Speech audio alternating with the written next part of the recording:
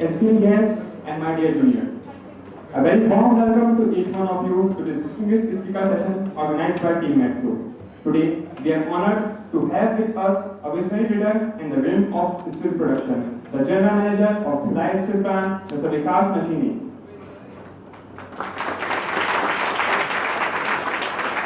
Holding an MTech in steel technology as well as an MBA in HR and marketing. His visionary leadership at Bhilai Steel Plant has undoubtedly shaped the landscape of steel production. And the spirit of gratitude, we present this bouquet as a token of appreciation for our esteemed guest, Mr. Nashini sir, by the head of Department of Metallurgical and Materials Engineering Branch, Dr. Manoj Chopkar sir. Thank you so much. Thank you, sir.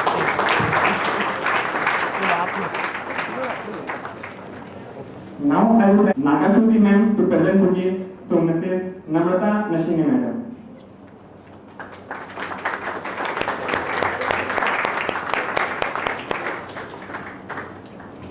Bhilai Steel Plant has been at the forefront of India's industrial landscape, contributing significantly to the nation's growth and development. It is a matter of great privilege for all of us to host this esteemed General Manager whose wealth of experience and strategic insights have played a role in the success of Bhilai Steel Plant. Now I would like to call Ganguly sir to give a brief intro about Mr. Vikas Nashini sir.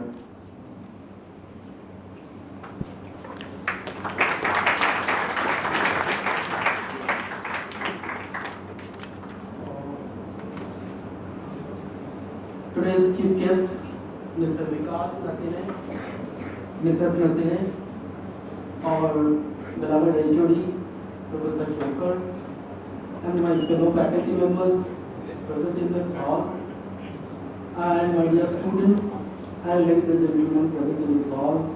I welcome you all to this exciting session today. And Mr. Vikas Nashini is our speaker, as you all know already, told that he is from Bhilai Steel Plant and he is an industry leader. And a brief introduction about our speaker. It's my privilege to introduce Mr. V. Nashini. Mr. Nashini is General Manager, Bhilai Steel Plant, Shell. He is graduated in metallurgy from IIM and MTech in steel technology from CSVTU. He also earned his MBA in HR marketing. He is no doubt an industry leader who has a prolonged experience, more than 35 years. Can you imagine? More than 35 years in steel industry, having experience of various department like central plant, iron and steel production unit, like blast furnace, marketing, sales, quality control, and many more. And in this few minutes, it's extremely difficult to sketch out his biography. He is definitely a valuable person in steel industry who is contributing since more than 3 decades in steel industry. Is really a great opportunity to our students and faculty members and any other members present in this hall. I would like to welcome you, Mr. Vikas Nashini and ma'am, on behalf of NIT Raipur, on behalf of Metallurgical and Materials Engineering Department and the METSO, who is the Metallurgical Society of this institute, who very often organize this kind of programs. And indeed, I believe this session is going to be an extremely exciting session, knowledge enriched, and it's going to benefit all the members present in this hall. With these few words, I'd like to welcome you sir once again and would like to invite you to delivered your speech. Over to you, sir. Thank you, sir. Thank you. To all the teachers and students. मेरे को आप लोग कितना वक्त दे रहे हैं sir? Up to 4:15, 4:30? So it's up to you. You can. Okay. मैं ये जानना चाहूँगा यहाँ पर फर्स्ट सेमेस्टर के भी बच्चे हैंगे? First year, second year metallurgy हैं और फाइनल ईयर के भी हैं। कितने बच्चे हैं जिन्होंने अभी तक कोई इंडस्ट्री नहीं देखा है प्लांट के अंदर आकर के? Okay okay okay, you are my main audience, welcome all. So मैं आप सबको वेलकम करूंगा, जल्दी ही प्लांट में भी मिलूंगा आप लोग से। सर ने मेरा थोड़ा परिचय दिया। मैं कितना सौभाग्यशाली अपने आप को फील कर रहा हूँ कि मैं आज उस जगह पर हूँ जहाँ कभी पढ़ने का मेरा सपना था जो पूरा नहीं हुआ था, और मेरे को आप लोगों ने एज ए गेस्ट बुलाया। धन्यवाद, धन्यवाद NIT। मेरे देखिए, मेरे को पता है ये पूरे मास में जो बच्चे बैठे होंगे कहाँ कहाँ से, इंडिया से भी आए होंगे, क्योंकि हाफ बच्चे इस स्टेट के होंगे तो आगे दूसरे स्टेट से भी आए होंगे। आप में से कितने लोग हैं जिन्होंने मेटलर्जी को चॉइस से लिया है? एकदम ट्रूथ बोलिएगा, मर्जी से लिया है? हाँ, वेरी गुड, अपने मन से लिया। आप लोगों को और ब्रांचेस मिल रही थी इससे, मतलब बोलते हैं जैसे इलेक्ट्रिकल या इलेक्ट्रॉनिक्स या कंप्यूटर साइंस, पर मेटलर्जी लिया अपने मन से। फिर से उठाइए हाथ। हाँ, आप लोग के लिए बहुत तालियां। तो बाकी लोगों को मिला ना, मेरे को भी मिला था, मेरे को भी मेटलर्जी मिला था।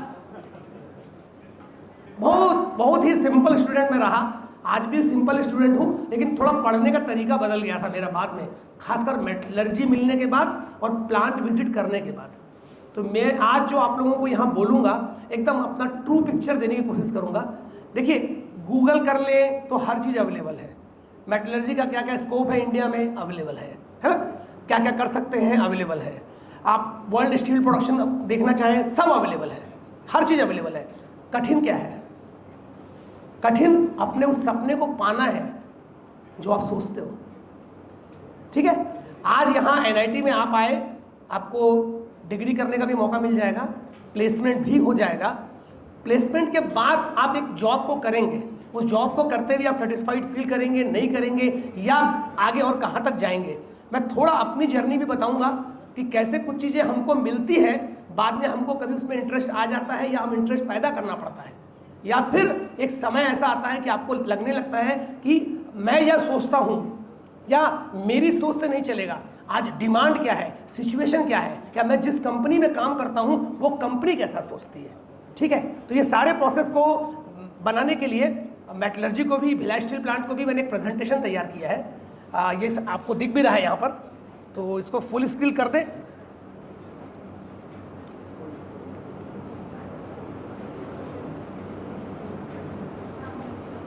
ठीक, यहाँ लिखा है मिस्टर विकास नशीने, जनरल मैनेजर DSO। क्या है DSO? मैं आज की डेट में भिलाई स्टील प्लांट का डिपार्टमेंटल सेफ्टी ऑफिसर, मीन्स पूरे ब्लास्ट फर्नेस की सेफ्टी का हेड हूँ। जैसे आपका एक डिपार्टमेंट है भिलाई स्टील प्लांट, तो उसका एक चीफ जनरल मैनेजर होंगे। आपको थोड़ा सा मैं हायरार्की भी बताऊंगा। एक PSU भिलाई स्टील प्लांट पास में है। आप में से कुछ लोगों का ड्रीम है सेल में काम करना या गेट लगाना, है क्या? हाथ उठाइए। हाँ, तो काफ़ी लोगों का है। ठीक है, चलिए आप यहाँ जाएं या टाटा जॉब कर रहे हैं, स्टील प्लांट में कौन कौन आना चाहता है? ठीक है, गुड। तो मेरे को ऐसा मत सोचिएगा कि मैं स्टील प्लांट का ही आदमी हूँ तो स्टील प्लांट की बात करूंगा। मैं इन जनरल बहुत सी बात करूंगा अभी, और सर लोगों ने मुझे टाइम भी दिया है, तो मैं फ्री बात करूंगा आप लोग से। मैं अपने बारे में जैसे बात हो रही है, यहाँ लिखा है DSO, तो डिपार्टमेंटल सेफ्टी ऑफिसर क्या है? पूरा डिपार्टमेंट भिलाई स्टील प्लांट में एक सेफ्टी की टीम होगी, तो मैं अपने डिपार्टमेंट के सेफ्टी का हेड हूँ। मेरे साथ और भी एक AGM है और पूरी टीम है। आज सेफ्टी बहुत इंपॉर्टेंट चीज़ हो गई है। बेसिकली मैं मेटलर्जिकल इंजीनियर, डिप्लोमा किया, AMI किया, स्टील किया, बहुत कुछ किया, और भी एरिया में आता हूँ आगे। मैं अभी बीच में आज से 2-2.5 साल पहले जो हमारे सेफ्टी ऑफिसर थे, SP सिंह साहब इलेक्ट्रिकल के हेड थे, वो रिटायर हुए। मुझको बुला के HOD ने बोला कि आपको ये जिम्मेदारी मैं देना चाहता हूँ। थोड़े आप सोशल हैं, लोगों से मिलते हैं, बातचीत करते हैं। ठीक है सर, आपकी आज्ञा तो करेंगे, क्योंकि बॉस का आदेश है तो करना है। इस काम को मैं इतना एंजॉय कर रहा हूँ कि मैं बता नहीं सकता। और अभी बीच में मेरे को बोला गया कि आप कुछ हम थोड़ा दूसरा एरिया देखना चाहते हैं, आप वो भी देखें। वैसे आप बोलेंगे तो मैं दोनों एरिया देख लूँगा। आप मुझे सेफ्टी से हटा भी देंगे लेकिन मैं सेफ्टी छोड़ूंगा नहीं, मैं आऊँगा। ऐसा क्यों बोला मैंने? आप रोज़ पढ़ते होंगे ना प्लांट में एक्सीडेंट के बारे में, सबके बारे में पढ़ते होंगे। आज सिचुएशन ऐसी आ गई है कि प्लांट में आपको ऑफिसर्स तो ले रहे हैं हम लोग, लेकिन नीचे एरिया में फ्रंट में जो काम ले रहे हैं सर, कॉन्ट्रैक्टर लेबर पूरे PRWs काम कर रहे हैं। आप इतने अच्छे कॉलेज से पढ़ के आएंगे, आपके नीचे टीम काम करने वाली एकदम इलिटरेट मतलब जब मैं उनको क्लास लेता हूँ खड़े करके हिंदी में जो वर्ड लिखे होते हैं वो उसको भी नहीं पढ़ सकते हैं। बिहार से आए हैं, झारखंड से आए हैं, साउथ से आए हैं, जॉब मिल रहा है, आ गए हैं, वही 12-13-15 हज़ार के बीच आसपास पैसा मिल रहा है उन लोगों को, काम कुछ नहीं समझ में आ रहा है। कल जो रेलवे में कल एक्सीडेंट हुआ है, टोटल पैर कट गया एक आदमी का, कौन देखेगा? क्योंकि जब एक्सीडेंट होगा तो क्वाइट नेचुरल है, पूरा भिलाई स्टील प्लांट से लेके सेल से लेके सबको बदनामी का सामना करना पड़ता है, और खासकर HOD के ऊपर तो पूरा पुलिस केस हो जाता है तुरंत। तो अब ये एक बहुत बड़ा चैलेंज है सर। अब मैं एक मेटलर्जिकल इंजीनियर हूँ और एट प्रेजेंट मैं सेफ्टी का हेड का काम कर रहा हूँ, तो पर्सपेक्टिव बहुत बदलेगा। मैं अभी जस्ट विशाल को ये बोला भी, ही सेड में कि मेरा एनालिटिक्स में प्लेसमेंट हुआ है। आज 23 साल की उम्र में, 22 साल की एज में आप जो आज सोच रहे हैं हर चीज़ वैसी शायद ना हो। हर आदमी एक मेटलर्जिकल कंपनी का CEO नहीं बनेगा, कई डायरेक्शन बदलेंगे। मैं आऊँगा, मेरा प्रेजेंटेशन काफ़ी अलग से मैंने तैयार भी किया है और मुझे 100% श्योर हूँ कि आप लोगों को अच्छा लगेगा, क्योंकि ये मैं मन से करता हूँ। जब भी प्रेजेंटेशन कहीं जाता हूँ तो मैं सोचता हूँ मेरे ऑडियंस कौन है और उनके लिए भी बात करता हूँ। तो ये जो यहाँ DSO वर्ड लिखा, इसलिए मुझे बताना पड़ा इसको। Blast furnace, Bhilai steel plant, जैसा मैंने कहा हम लोग के समय में जब मैं 11th पढ़ते थे हम लोग, मेरा इंजीनियरिंग में सिलेक्शन नहीं हुआ, डिप्लोमा करना पड़ा। ध्रुव पॉलिटेक्निक पास में है, चले गए। और नो डाउट हिंदी मीडियम का स्टूडेंट, इंग्लिश अच्छी नहीं है, लिखने की आदत नहीं है, मार्क्स भी उतने अच्छे नहीं आए फर्स्ट ईयर में, तो इच्छा जो ब्रांच लेने की है वो नहीं मिली। लेकिन लोगों ने बोला मेटलर्जी में करने से तुरंत भिलाई स्टील प्लांट में जॉब लग जाता है। ये बात यहाँ भी था। माइनिंग और मेटलर्जी NIT रायपुर में जो खुला था वो था ही, मतलब जैसे रॉ मटेरियल है ना सर, भिलाई स्टील प्लांट को क्यों बनाया भिलाई में? 80 किलोमीटर दूर आपको आयरन मिल जाएगा, 40 किलोमीटर दूर आपको लाइमस्टोन मिल जाएगा, जो बेसिक रॉ मटेरियल चाहिए आपको आयरन मेकिंग के लिए। कोल तो आ ही जाएगा क्योंकि आपने हावड़ा बॉम्बे रूट से जोड़ दिया है, झारखंड, बिहार, उड़ीसा, छत्तीसगढ़ सब जगह कोल अवेलेबल है। तो 3 बेसिक रॉ मटेरियल जो चाहिए ब्लास्ट फर्नेस चलाने के लिए वो आपको अवेलेबल हो गए वहाँ पर। और नदी भी है, शिवनाथ नदी है, पानी भी मिल जाएगा। तो ये सब देख करके जो अपन एक कोई प्लांट डालते हैं, भिलाई स्टील प्लांट बन गया, जिसके लिए रविशंकर शुक्ल जी का बहुत योगदान, जो इस प्लांट को यहाँ छत्तीसगढ़ में लेके आ गए और उसने पूरे छत्तीसगढ़ के सिनेरियो को बदला भिलाई स्टील प्लांट ने। तो मेरे घर में पापा गवर्नमेंट टीचर, मदर भी टीचर थी, लेकिन हमारे एक चाचा BSP में थे और हमारे फूफा जी BSP में थे। तो जो व्यक्ति उस वक्त में BSP में काम करता था, उसकी सैलरी जो BSP अदर लोगों जो भी कर रहे हैं उनकी तुलना में बेहतर थी। अलाउंस मिल रहे हैं, बोनस मिल रहा है, दिवाली बोनस, जो चीज़ बाहर के लोगों को सुनने नहीं मिलती है। तो BSP एक ऐसी जगह हो गई थी कि जहाँ पैसा ज़्यादा मिलता है। और BSP में ऑफिसर बनना, भिलाई के अगर कोई लोग हों, बच्चे लोग या जानते हों, तो ये बहुत बड़ी बात है कि स्टील क्लब है, भिलाई क्लब है, स्टील क्लब है, कार का अलाउंस मिलता है। तो जो हम लोग जैसे लोग, मेरे ख्याल से कुछ बच्चे या कुछ टीचर से रिलेट भी कर सकते हैं, जो लोग हम लोग के पेरेंट्स या उसके पहले उतनी अच्छी कंडीशंस नहीं थी, तो उनके लिए एक ड्रीम जैसी चीज़ थी। तो हमारे लिए, मेरे लिए खासकर ये बहुत बड़ा ड्रीम था कि भिलाई स्टील प्लांट में नौकरी मिल जाए और कहीं ऑफिसर बन जाऊं वहाँ पे, तो बहुत बड़ी बात हो गई, बहुत बड़ी बात हो गई। तो आदमी जैसे ड्रीम सोचता है सर, उसी को गोल बना लेता है, तो वहीं तक भी पहुँच पाता है वो। तो मैं यहाँ आगे आप लोगों को बताने की कोशिश करूँगा कि dreaming is what, how to dream, कैसे बड़े गोल्स बनाना। नो डाउट NIT रायपुर के सभागार में यदि आप लोग बैठे हैं और NIT के स्टूडेंट हैं, तो आप सब बहुत अच्छे स्टूडेंट हैं, क्योंकि मेरी बेटी भी यहाँ से निकली, आगे कॉलेज में गई, अच्छे कॉलेज में। तो मेरे को पता है बच्चे जो पढ़ते हैं वही यहाँ तक पहुँच पाते हैं। तो आप लोगों को मेहनत करने की आदत है, आप लोग समझते हैं, थोड़ा सा कुछ चेंजेस अगर लाएंगे आगे लाइफ में और आगे जाएंगे। तो ये फर्स्ट स्लाइड जहाँ पर अटका हुआ हूँ मैं, ये बताता है कि एक व्यक्ति हूँ मैं जो डिप्लोमा किया मेटलर्जी में, भिलाई स्टील प्लांट ज्वाइन कर लिया। तब ये भी नहीं पता था, बस यही पता था कि डिप्लोमा में टॉप कर लेंगे तो टॉप 2 लोगों को मेटलर्जी में NIT रायपुर आने का मौका मिलेगा। तो मेरा मेन एम था कि मैं टॉप कर जाऊं, और कर गया। सेकेंड ईयर में भी किया, फाइनल ईयर में भी किया। तो लेकिन अब NIT छोड़ना इसलिए पड़ा क्योंकि नौकरी मिल जाएगी। कॉलेज से जैसे ही निकले तुरंत 3-4 महीने के अंदर में रजिस्ट्रेशन करा लिया और इंटरव्यू का रिटर्न टेस्ट इंटरव्यू होता गया, वो भी सब अच्छा गया। वो मेटलर्जी से प्यार हो गया सर। प्लांट जाने के बाद, प्लांट घूमने के बाद जो लोग भी प्लांट आए और दिल से प्लांट घूमेंगे उनको समझ में आ जाएगा कि मेटलर्जी कितना अच्छा देखने में मज़ा आता है। जो पढ़ते हैं वो चीज़ देखने मिल जाती है, पूरी की पूरी चीज़ें, ठीक है। वो फ्लो डायग्राम में बताऊंगा मैं। तो वहाँ पे थोड़ा सिनेरियो बदला कि भाई आप अगर AMI नाम की एक चीज़ होती है, AMIM, वो अगर कर लेंगे तो it is equivalent to BTech metallurgy, और आप सेल की एग्ज़ाम बैठ सकते हैं। जो हम लोग, अब तो गेट हो गया, नहीं तो पहले हर सेक्टर अपना एग्ज़ाम लिया करता था, तो सेल बैठ जाएंगे तो उसमें ऑफिसर हो जाएंगे।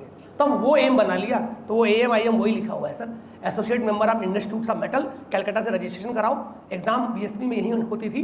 उसके कुछ पेपर्स पार्ट 1 पार्ट 2 के निकालने हैं, 4 पेपर पार्ट 1 में, 9 पेपर पार्ट 2 में, कुछ ऑप्शनल भी थे। That make you equivalent to BTech, वो भी हो गया। सेल भी हमने लगा लिया। अब सेल लगाया तो वहाँ पर ऐसा इशू था कि अगर आप 30 साल से छोटे हैं तो आपको भिलाई में नहीं मिलेगा जॉब। आपको भिलाई के दूसरे, मतलब सेल के दूसरे एरिया हैं, दुर्गापुर, बोकारो, राउरकेला, कहीं और जाना पड़ेगा नौकरी करने के लिए। तो जब सेलेक्ट हुए तब 25 साल की एज थी। मैं 19 साल में आ गया था BSP में, डिप्लोमा करने के बाद 19 में नहीं हुआ था, और मैं BSP में जॉब में आ गया था। इसलिए आज आप लोग ये बोलते हैं कि 35 साल का एक्सपीरियंस, लेकिन मैं स्टिल अभी 54 रनिंग है, 6 साल नौकरी अभी भी है सर। तो ठीक है, देखते हैं आगे कहाँ तक जाएंगे सर, वो तो आगे की बात है। तो ये AMI करने का मौका मिल गया सर, AMIM ऑफिसर भी हो गया 95 में। दुर्गापुर चले गए, जस्ट हमारी शादी हुई थी, 2 साल हुआ था मैरिज को। पहली बार भिलाई के बाहर, घर के फील्ड में एक चैलेंज आ गया था। बड़ा भाई जो बताया, मैं NIT रायपुर से पढ़े थे, वो 92 में उन्होंने भी सेल का एग्ज़ाम दिया था, बट उनको मेकॉन में सिलेक्शन हुआ था, जो हमारा डिज़ाइन है। उनकी पोस्टिंग हो गई रांची में। उनकी वाइफ भी बंगाली, BSc नर्सिंग की थी, हमारे भैया की मिसेस। अभी तो वो UK में है। आज बहुत खुश है कि मैं यहाँ आया हूँ बोल के। ही स्पेशली सेड मी कि तुम वीडियोग्राफी करना और मेरे को भेजना बोल के। आप उनके जो बैच पूरे ग्रुप्स के हैं, मेरे सीनियर हैं भैया लोग, वो बहुत खुश हैं कि विकास तुम हमारे कॉलेज जा रहे हो बोल के। तो ठीक है सर, मैं उन सबको भी प्रणाम करता हूँ यहाँ से कि उन लोग की भी ब्लेसिंग्स मेरे साथ है आज। तो ये प्रोसेस चला सर, और हम भिलाई भी आ गए, और हमको लगा हमने बहुत बड़ा अचीवमेंट कर लिया कि हम भिलाई में ऑफिसर भी बन गए, वापस भिलाई भी आ गए, और हम यहाँ ऑफिसर हैं। ठीक है, चल रहा है, लाइफ भी चल रही है, घर भी चल रहा है, सब कुछ हो रहा है, बेटी भी हो गई एक। अचानक से ये हुआ कि सन 2010 में भिलाई में एक नई चीज़ कॉन्सेप्ट आई कि हम MTech कराएंगे अपने ऑफिसर्स लोगों को। हर बंदा मेटलर्जी का तो नहीं है ना, आपके पास इलेक्ट्रिकल के भी लोग हैं, इलेक्ट्रॉनिक्स के भी हैं, कंप्यूटर साइंस के भी है, सिविल के भी हैं। तो IIT खड़गपुर में एक कोर्स होता था स्टील टेक्नोलॉजी का। ये कोर्स चालू हुआ BSP में। थ्योरी ये थी कि इसमें 18 सीट MTech के लिए लेंगे, जिसमें 14 सीट BSP के ऑफिसर्स की रहेगी, 4 सीट बाहर के इंटरव्यू होंगे। तो वो पढ़ने की ललक थोड़ी थी अंदर में, और पहले जो नुकसान हुआ था जिसके कारण बीटेक नहीं मिल पाया था या अच्छा ब्रांच नहीं मिला उस वक्त लगा था, तो वो एक कसक रह गई थी। कुछ लिखने की आदत थी, एक एक शब्द को आप सुनिएगा जो मैं बोल रहा हूँ ना, कुछ डायरी वायरी लिखने की आदत थी, जहाँ कुछ अपने से बात करता है आदमी, अपने आप को डांटता भी है, अपनी भर्सना भी करता है, अपने लिए गोल सेटिंग भी करता है, लेकिन that is not in the proper way में नहीं जानता था मैं।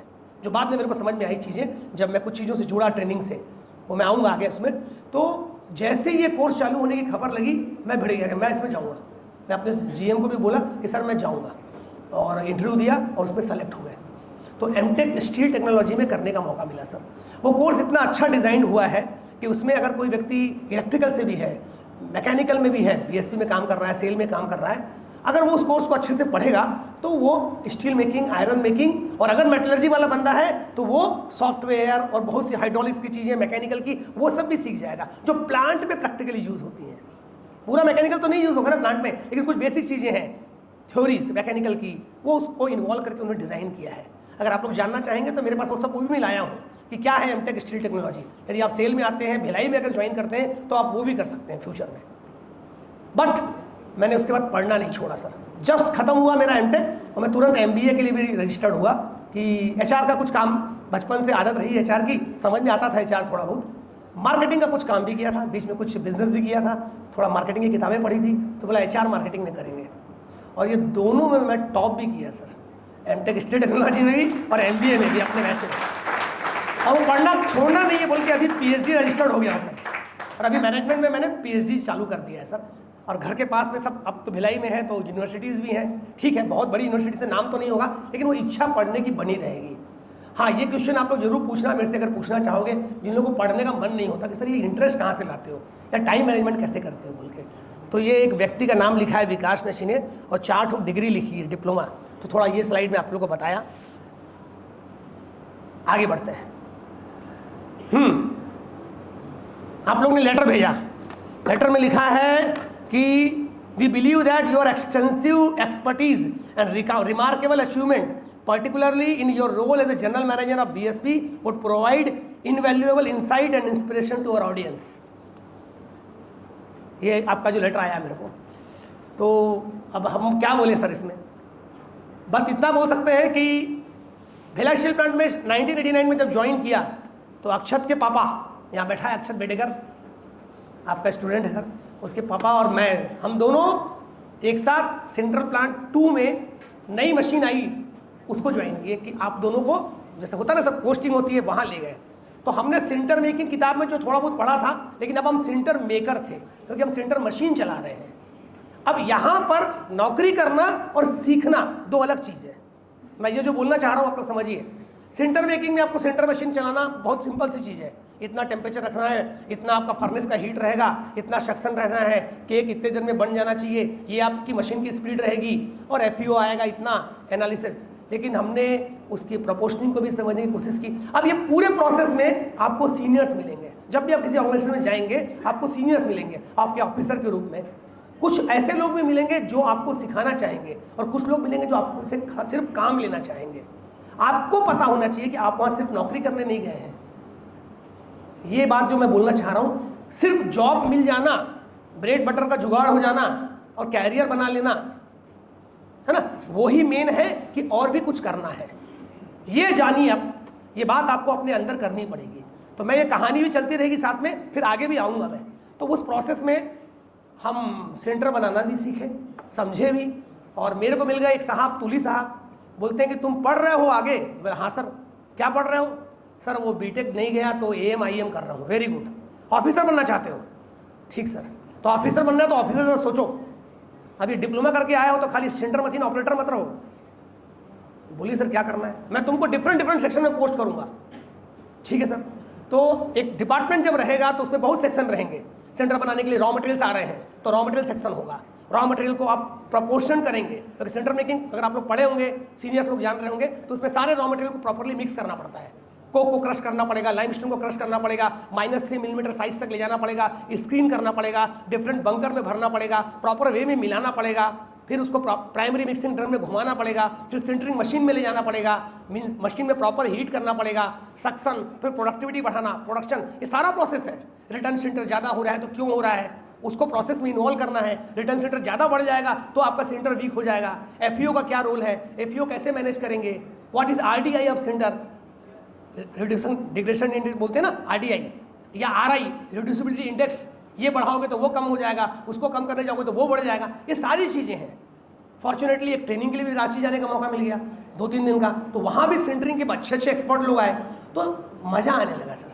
तो प्लांट ट्रेनिंग में सेकंड ईयर और फाइनल ईयर में अच्छे से देखा था तो इंटरेस्ट आने लग गया, अच्छा लगने लगा। कुछ और जगह देखो, ये देखो, फिर ब्लास्ट फर्नेस जाओ, तो अलग अलग सेक्शन में मेरे को याद आ रहा है, तुली साहब का नाम याद आ रहा है, जिन्होंने मेरे को हर सेक्शन में पोस्ट किया। कुछ दिन करिए रॉ मटेरियल सेक्शन में, कुछ दिन रहिए प्रोपोर्शनिंग सेक्शन में, सेंटर मशीन तो तुम चला ही रहे हो, फिर हम प्रायोरिटी रूट से सेंटर को ब्लास्ट फर्नेस भेजते हैं, वो देखो। तो वो सेंटर मेकिंग का प्रोसेस हमने अच्छे से देखा। साथ में AM IM भी जो करना था वो भी कर लिया सर। और 95 में मेरे को एज ए MTT 25 साल की एज में मैं Durgapur steel plant written test दिए, GD इंटरव्यू हुआ बॉम्बे में, कागज़ फाड़ के देखे तो पोस्टिंग लिखी है दुर्गापुर स्टील प्लांट। अब दुर्गापुर है कहाँ ये नहीं मालूम है, मालूम है दुर्गापुर स्टील प्लांट एक होगा कहीं पे, तो मैप देखने में मालूम होता है कि यहाँ से हावड़ा से कलकत्ता जाना पड़ेगा, मतलब दुर्ग से हावड़ा जाना है, हावड़ा के बाद दिल्ली रूट में 170 किलोमीटर दूर पे दुर्गापुर स्टील प्लांट है। अब यहाँ से ये जो जर्नी, जो आप मेरे को एक्सपर्ट बोल के बुलाए हैं तो थोड़ा बोलना पड़ रहा है मेरे को सर, कि कैसे ये चीज़ें बढ़ती जाती है आगे। तो इसमें बेसिकली पीछे क्या चल रहा है, ड्रीम चल रहा है, आपकी सोच चल रही है कि आपको आगे बढ़ने की इच्छा है। फिर एक मुंह से याद आ जा रहा है पापा जी का नाम, माय फादर इज टीचर, जो कंटिन्यू ग्रोथ के लिए हरदम बोलते थे कि लगातार आगे बढ़ो, लिखो डायरी वायरी। वो मेरे को आगे और आएगा सर, क्योंकि ये सेशन मैंने खास बच्चों के लिए तैयार किया है। तो ये सारी जो जर्नी आप लोग सुन रहे होंगे कि आप लोग के साथ क्या क्या बीतेगी, आप लोग तो इंटरनेशनली कहाँ तक जाएंगे। मैं खुद अपनी डॉटर को देख रहा हूँ, अभी 5 साल की नौकरी में दूसरा foreign trips, at present she is in Sweden. तो आप लोग के पर्सपेक्टिव कितने ज़्यादा बड़े होने वाले हैं, उस ढंग से सोचने की तैयारी करिए, बड़ा सोचने की तैयारी करिए। तो सर वो सेंटर मेकिंग हुआ और फिर दुर्गापुर स्टील प्लांट हो गया पोस्टिंग। दुर्गापुर में भी अच्छा रहा सर, मेरा एक्सपीरियंस था 6 साल का। नए बच्चे ऐसे ही आते हैं अलग अलग कॉलेज से, उन्होंने दुर्गापुर स्टील प्लांट ज्वाइन किया था। बोकारो में इंडक्शन हुआ। इंडक्शन प्रोग्राम जब होगा सेल जैसे बड़े ऑर्गेनाइजेशन में, तो एक साथ 400 या 500 बच्चे सेलेक्ट होंगे अलग अलग ब्रांच के, तो वो 1 या 2 जगह पर इंडक्शन करेंगे। मे भी भिलाई में कर दिया, राउरकेला में कर दिया, या दुर्गापुर में कर दिया, बोकारो में कर दिया। तो 2 ही जगह पे बड़े बड़े हॉल में ऑल एरिया के बच्चे आएंगे जो प्लेस्ड होंगे अलग अलग जगह में। कुछ लोग सीएमओ जा सकते हैं, कोई RDCIS जा सकते हैं, कोई प्लांट जाएंगे, वहाँ भी आपका परिचय होगा, अच्छा ग्रुप बनेगा। अब तो आजकल ये मोबाइल हाथ में होने से, व्हाट्सअप होने से ग्रुप चलते हैं, सालों चलते हैं, अगर आप रिलेशन मेंटेन करेंगे तो बहुत अलग रहा सर। बोकारो में भी मौका मिला, बोकारो का प्लांट भी देखे, 15 दिन रहे, वहाँ इंडक्शन हुआ, फिर दुर्गापुर आ गए। बट हम क्योंकि भिलाई के थे तो हमारा तो एक ही एम था, भिलाई वापस आना है। बट 2 साल रहे दुर्गापुर में, और मेरे एक्सपीरियंस को देख करके वहाँ के ED वर्क्स ने मेरे को central plant, new central plant जब खुला था, वहाँ गुलाटी सर थे जो बाद में डायरेक्टर टेक्निकल रिटायर हुए, वो हमारे बॉस थे। मैं सेंट्रल प्लांट में रहा सर, बहुत जल्दी मुझे वहाँ का शिफ्ट मैनेजर भी बना दिया था, क्योंकि सेंटर मशीन पूरा चलाना आता था, प्रोसेस जानते थे। तो उन्होंने बहुत ट्रेनिंग पीरियड में मेरे को इंचार्ज बनाया। मैं 2 साल रहा भी, सर से रिलेशन भी अच्छा रहा, सर ने हेल्प भी किया, और मैं फाइनली भिलाई आया। म्यूचुअल ट्रांसफर लेके आया था, पार्टनर गया था ISM धनबाद वाला, जो राजरा माइंस से निकला था, तो मुझे तो माइंस जाना था, क्योंकि मैंने उसके बदले ट्रांसफ़र लिया था। लेकिन वही है एक्सपीरियंस, और उसको देख करके यहाँ से ED वर्क से मिला, तो बोले तुम्हारा एक्सपीरियंस तो सेंट्रल प्लांट का पूरा है, नशीन है, क्या करोगे?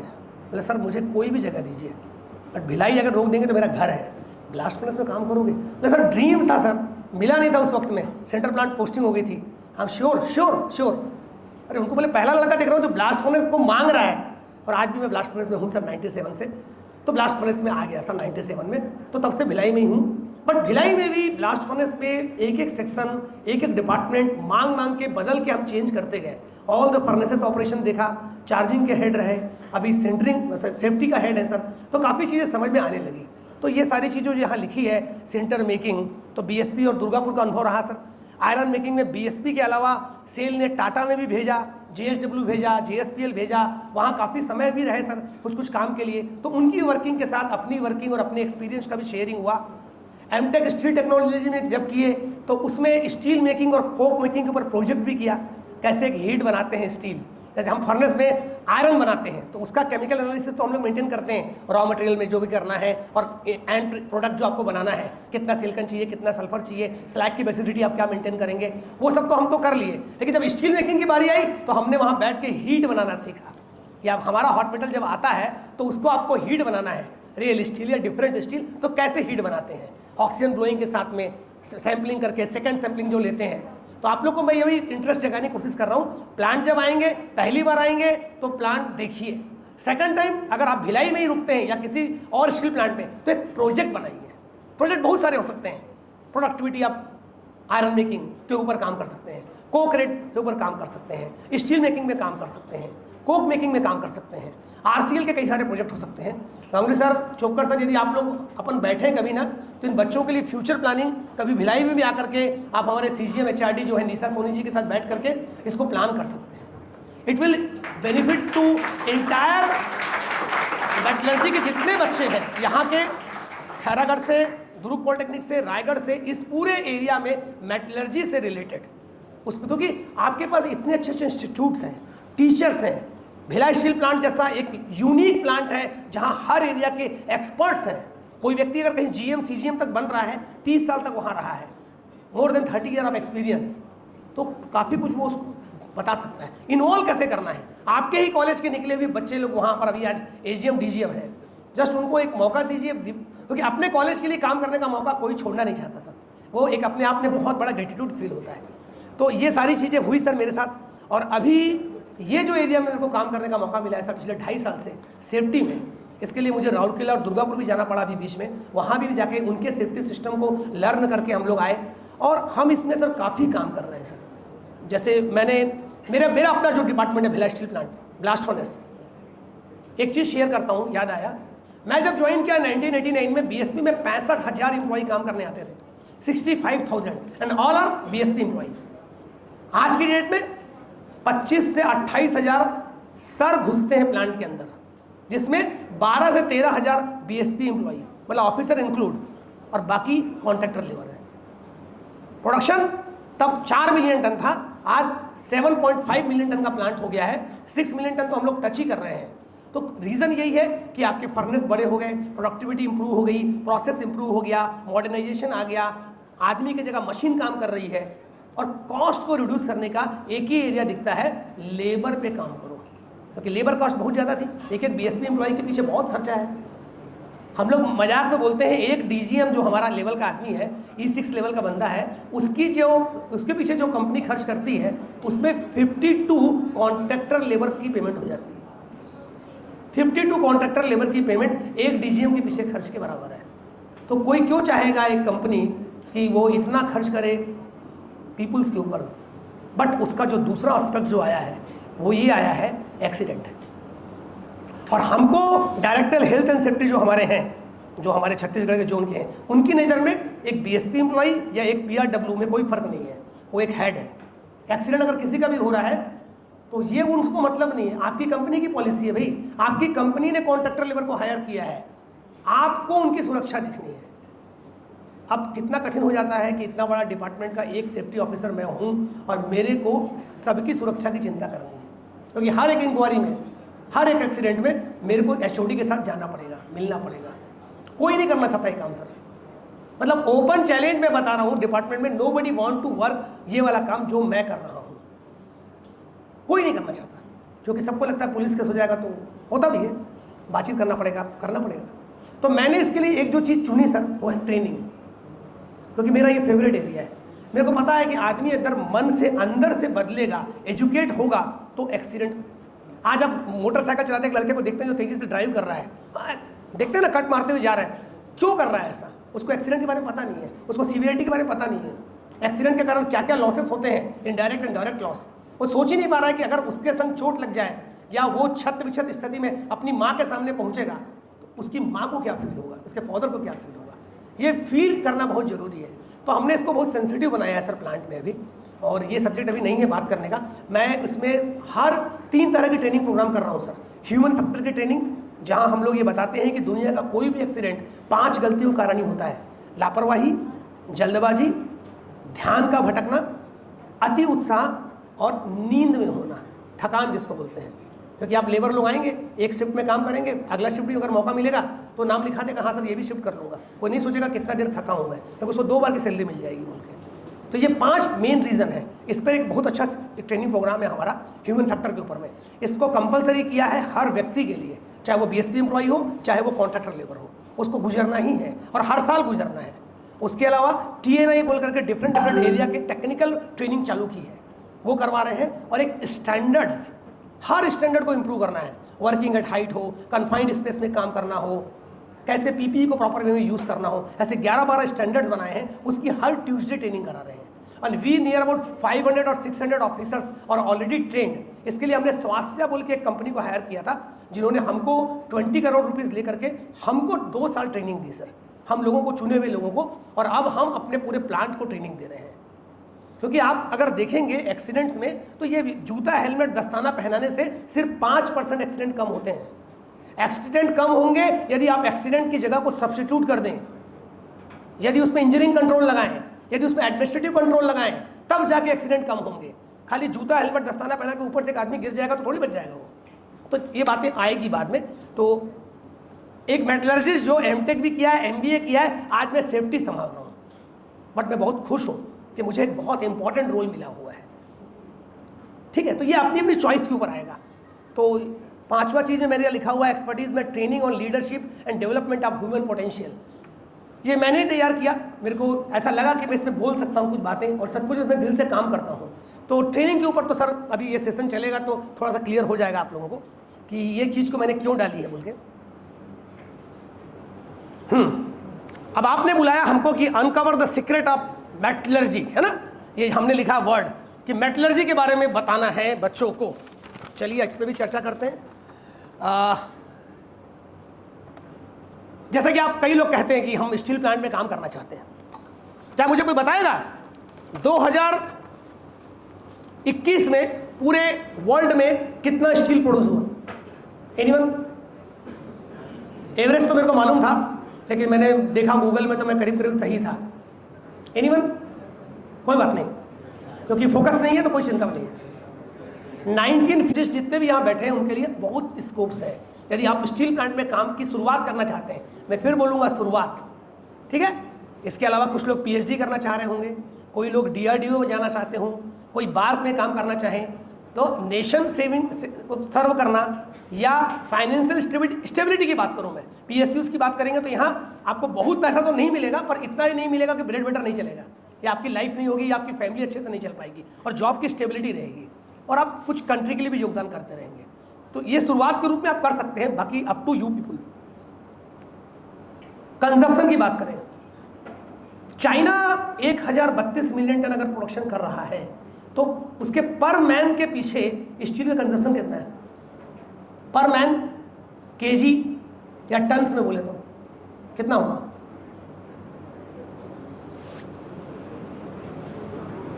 $600 kg पर मैन पर ईयर। ये क्वेश्चन मैंने अपने टीचर से पूछा था कि हम लोग इतना पीछे, तब जब हम पढ़ रहे थे तो 18-19 kg के आसपास था इंडिया में, आज की डेट में वो 77 kg है। वर्ल्ड का एवरेज देखेंगे 233 kg के आसपास है पर मैन स्टील कंजप्शन। तो कई एरियाज में है, जैसे ये हम लोग वुड का चल रहा है ना, अभी भी वुड दरवाजा है ना, कितना वुड है, प्लास्टिक है, उनका काफ़ी स्टील का है सारी चीज़ें, बहुत सी चीज़ें। चाहे फार्मर्स के लिए कुछ बात बनानी, कुछ करनी है, वो लकड़ी की जगह वो लोग अपना स्टील और आयरन में ही काम कर रहे हैं उनका। तो इस तरह से उन्होंने हर चीज़ को स्टील से सब्स्टिट्यूट किया हुआ है, और इंफ्रास्ट्रक्चर में तो काम चल ही रहा है बहुत। आपने बीजिंग ओलंपिक के समय देखा था उनका इंफ्रास्ट्रक्चर, तो इस तरह से उन्होंने बढ़ाया है। तो स्टील में मेरा कहने का मतलब बहुत स्कोप है, ठीक है। कौन कौन लोग गेट की तैयारी कर रहे हैं इस साल? गेट देने वाले कौन कौन लोग हैं? गेट फाइनल ईयर के बच्चों बात कर रहा हूं मैं। हाउ मेनी, कौन लोग हैं फाइनल ईयर वाले? कितने लोग हैं यहाँ पर? तो गेट तैयारी कर रहे हैं आप लोग, ठीक है। सबके अपने अपने वो है आगे का, तो करिए आप लोग जो भी सोचना चाहें। बट बेसिक बात करें तो मेटलर्जी का फील्ड सिर्फ स्टील प्रोडक्शन नहीं है। इसके फील्ड के बारे में हम बात करें, शेपिंग इंडस्ट्रीज, मटेरियल्स के बारे में यदि हम पढ़े होंगे, आपने एक सब्जेक्ट रहा होगा आपका material science, ceramics, polymer, composites में बहुत ज़्यादा काम हो रहा है। Designing and testing for diverse application के एरिया में भी बहुत सी कंपनीज काम कर रही हैं। प्रोसेस इंजीनियरिंग की जो बात मैं कर रहा हूं अभी, तो optimizing production, the art of process engineering, ensuring efficiency and quality in material manufacturing, इस एरिया में भी आप जा सकते हैं। ये जो एरिया है ये बहुत ही खुला एरिया है। आज की डेट में एक छोटा सा भी कॉन्ट्रैक्टर यदि 20 एम्प्लॉई को काम में रखा है तो उसको अपने साथ एक सेफ्टी ऑफिसर रखना है, और सेफ्टी के एजुकेशन का आदमी मिल नहीं रहा है सर, है ही नहीं। छत्तीसगढ़ में अभी CSUT में हमने डिज़ाइन किया, वो डिज़ाइन करने के कोर्स में मेरे को भी लोग लेके गए थे कि उसका पूरा सिलेबस बनाना है बोल के। तो 1 साल का एक कोर्स चालू हुआ है सर, 5-5 सब्जेक्ट रख करके 1 ईयर का एक कोर्स चालू किया गया है, ताकि भिलाई और आसपास के प्लांट्स को सेफ्टी ऑफिसर मिल सके।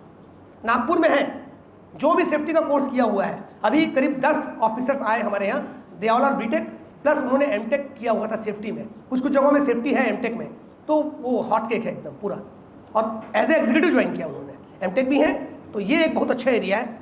इसमें हम लोग balancing health, safety and environment, overseeing comprehensive safety programs and promoting a culture of safety and responsibility, इस एरिया में भी काफ़ी काम कर रहे हैं सर। क्योंकि अब मामला बन गया है कि प्रोडक्शन क्वालिटी तो होगी, एक्सीडेंट्स नहीं, बहुत नीचे गिर जाती है बात, बहुत नीचे गिर जाती है यदि आपके यहाँ एक्सीडेंट्स हो रहे हैं तो, नंबर ऑफ एक्सीडेंट्स। अभी मैंने अपना सेफ्टी वीक बनाया तो पूरा जो मेरे पास तो पूरे डाटा फिंगर में याद है, 26 एक्सीडेंट हुए मेरे डिपार्टमेंट के लोगों के, 15 एक्सीडेंट हुए sleep and fall road accident के। तो ये भी बहुत गड़बड़ है, स्लीप एंड फॉल के एक्सीडेंट्स, डिफरेंट एक्सीडेंट्स कैसे कम करना है, काम तो करना पड़ेगा सर। ये area research and development engineer, आप लोग इसमें भी आगे जा सकते हैं after your BTech. Pioneering the future, R&D metallurgy में, innovation in material science and development, contribution to the advancement in metallurgical science, ये भी एक एरिया बिल्कुल खुला है। टीचिंग, एंटरप्रेन्योरशिप और योर टैलेंट के हिसाब से आगे बढ़ना, टीचिंग के फील्ड में जाने में कोई इंटरेस्टेड है कि आगे एमटेक करके या पीएचडी करके प्रोफेसर बनने के लिए? हमारे फ्रंट लाइन में सारे प्रोफेसर बैठे हैं। सर आप लोग बाई चांस प्रोफेसर बने या चॉइस था? मैं गलत क्वेश्चन तो नहीं पूछ दिया? चॉइस। Thank you sir. आपके कॉलेज का एक लड़का है सर, महेश देवांगन, पता नहीं आप लोग को याद, चौबेकर सर जी को याद होगा, Mahesh Dewangan. He is the topper of NIT। At present वो खैरागढ़ का HOD है मेटलर्जी में। ओके, श्रीनाथ जो मेरे पास BF8 में है वो उसके बैच का है, वो BF8 में है as a after sale selection. But Mahesh sir जो है अपने चॉइस से काम कर रहे हैं सर, और he is my very good friend Mahesh. उनको भी बहुत खुशी हुआ कि मैं NIT आ रहा हूँ बोलकर।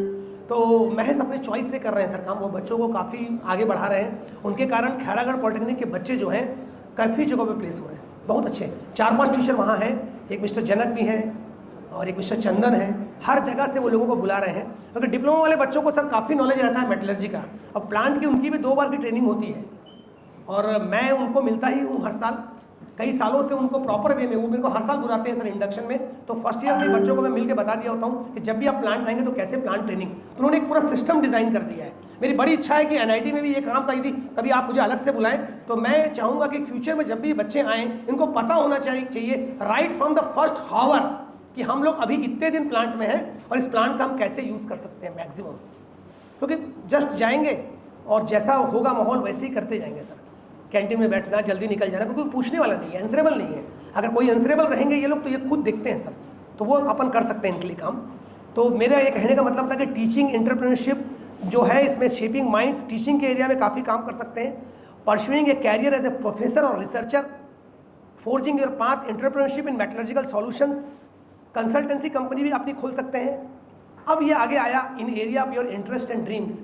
काफ़ी लड़के जो यहाँ NIT से पढ़ते हैं ये कंप्यूटर साइंस के एरिया में या दूसरे IT सेक्टर में चले जाते हैं, क्योंकि वहाँ जॉब्स बहुत हैं और शायद सैलरी और ईजी है। पता नहीं ये सही है कि नहीं कि अपना कोर को छोड़ना या जो भी है, क्योंकि कई बातें हैं, इसमें लंबा डिस्कस हो सकता है ये सब्जेक्ट कि हमको कोर में रहना चाहिए कि नहीं। मैं कभी इसका एक GD में भी भाग लिया हूँ रांची में,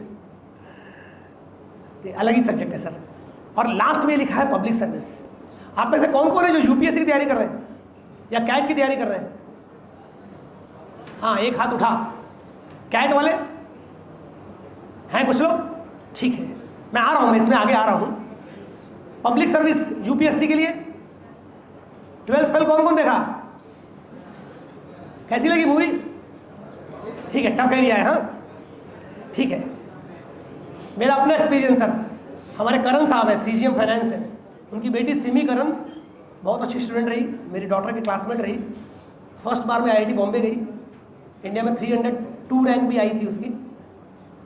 5 ईयर वाला इलेक्ट्रिकल का कोर्स की, हम सोच रहे हैं वो किसी मल्टीनेशनल में जाएगी।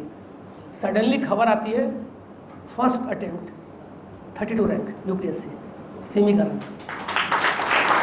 तो शुरू से यूनिक लड़की रही, शुरू से यूनिक लड़की रही। मेरे को ये सब का ना सर अनुभव बहुत क्लोज रहा, बच्ची मेरी बेटी के साथ बैठ के बात करने का। आप क्या करोगे, क्या करना चाहते हो, वो भी बड़ी क्लियर रही कि मैं कोर में ही काम करूँगी। उसको NIT रायपुर में CS मिल गया था, लेकिन वही है, यहाँ के बच्चों को तो यहाँ पढ़ना नहीं रहता है, बाहर जाना है। IIT हुआ नहीं, मन दुखी है। तो चलो बड़े भैया ने बोला कि बिट्स मेसरा रांची बहुत अच्छा कॉलेज है, वहाँ इलेक्ट्रॉनिक्स में किया, प्लेसमेंट भी हो गया। फिर बिट्स पिलानी से MTech भी कर लिया अभी सॉफ्टवेयर सिस्टम में। तो अभी वो साइप्रस सेमीकंडक्टर ज्वाइन की सर, फिर इन्फिनियन टेक्नोलॉजीज़ में है, इलेक्ट्रॉनिक्स वाली है, अपने कोर में ही काम कर रही है। अभी भी स्वीडन गई है एक प्रोजेक्ट के लिए 3-4 दिन के लिए एक सीनियर के साथ में, तो वो अपने कोर में ही काम कर रही है। मैंने बचपन से उसको यही बोला, अपने आप को जानो कि बेसिकली आप हो क्या। क्योंकि मेरा दोस्त या मेरे भैया या मेरा पड़ोसी वहाँ इतना पैकेज है बोल के हम चले तो जाते हैं, पैसा भी मिलने लग जाता है। और आप लोगों को बच्चों बता रहा हूँ मैं, 25 से 50 साल की एज है पैसे का मतलब, और कुछ नहीं है उसके बाद। आज हम लोग को इतनी सैलरी मिलती है, मैं मिसेस यहाँ बैठी है, हम लोग के खर्चे ही नहीं है सर कुछ।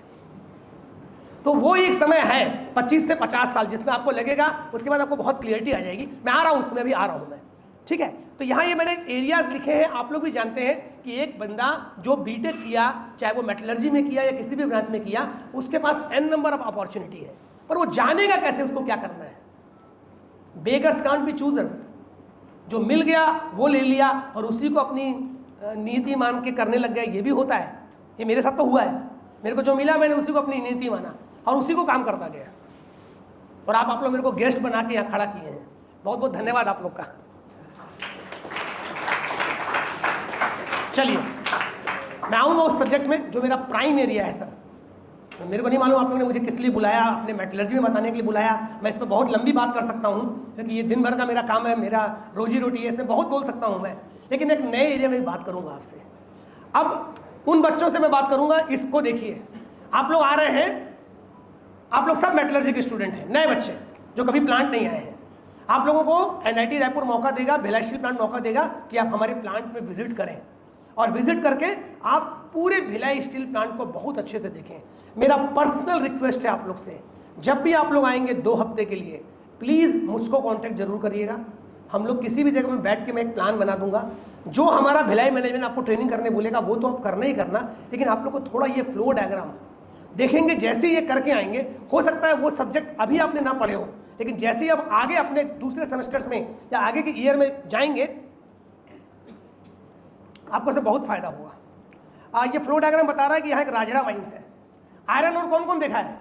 मैं आज आया नहीं सर, ये तो मैं जब कहीं जाता हूँ ना, आयरन और लाइमस्टोन, कोल, कोक, मेटलर्जी के क्लास लेने जाता हूँ, सब लेके चलता हूँ मैं, क्योंकि मैंने ऐसे ऐसे बच्चे देखे जो BSP में एज ए MTT सेलेक्ट होकर आ गए हैं, उनके सामने कोल और कोक रखा या कोक या सिंटर रखा तो वो पहचान नहीं पा रहे, तो उनकी गलती नहीं, उन्होंने किताबों में पढ़ा, वो विजिट भी किए, खड़े होकर देख भी लिया, लेकिन छुआ नहीं, समझा नहीं।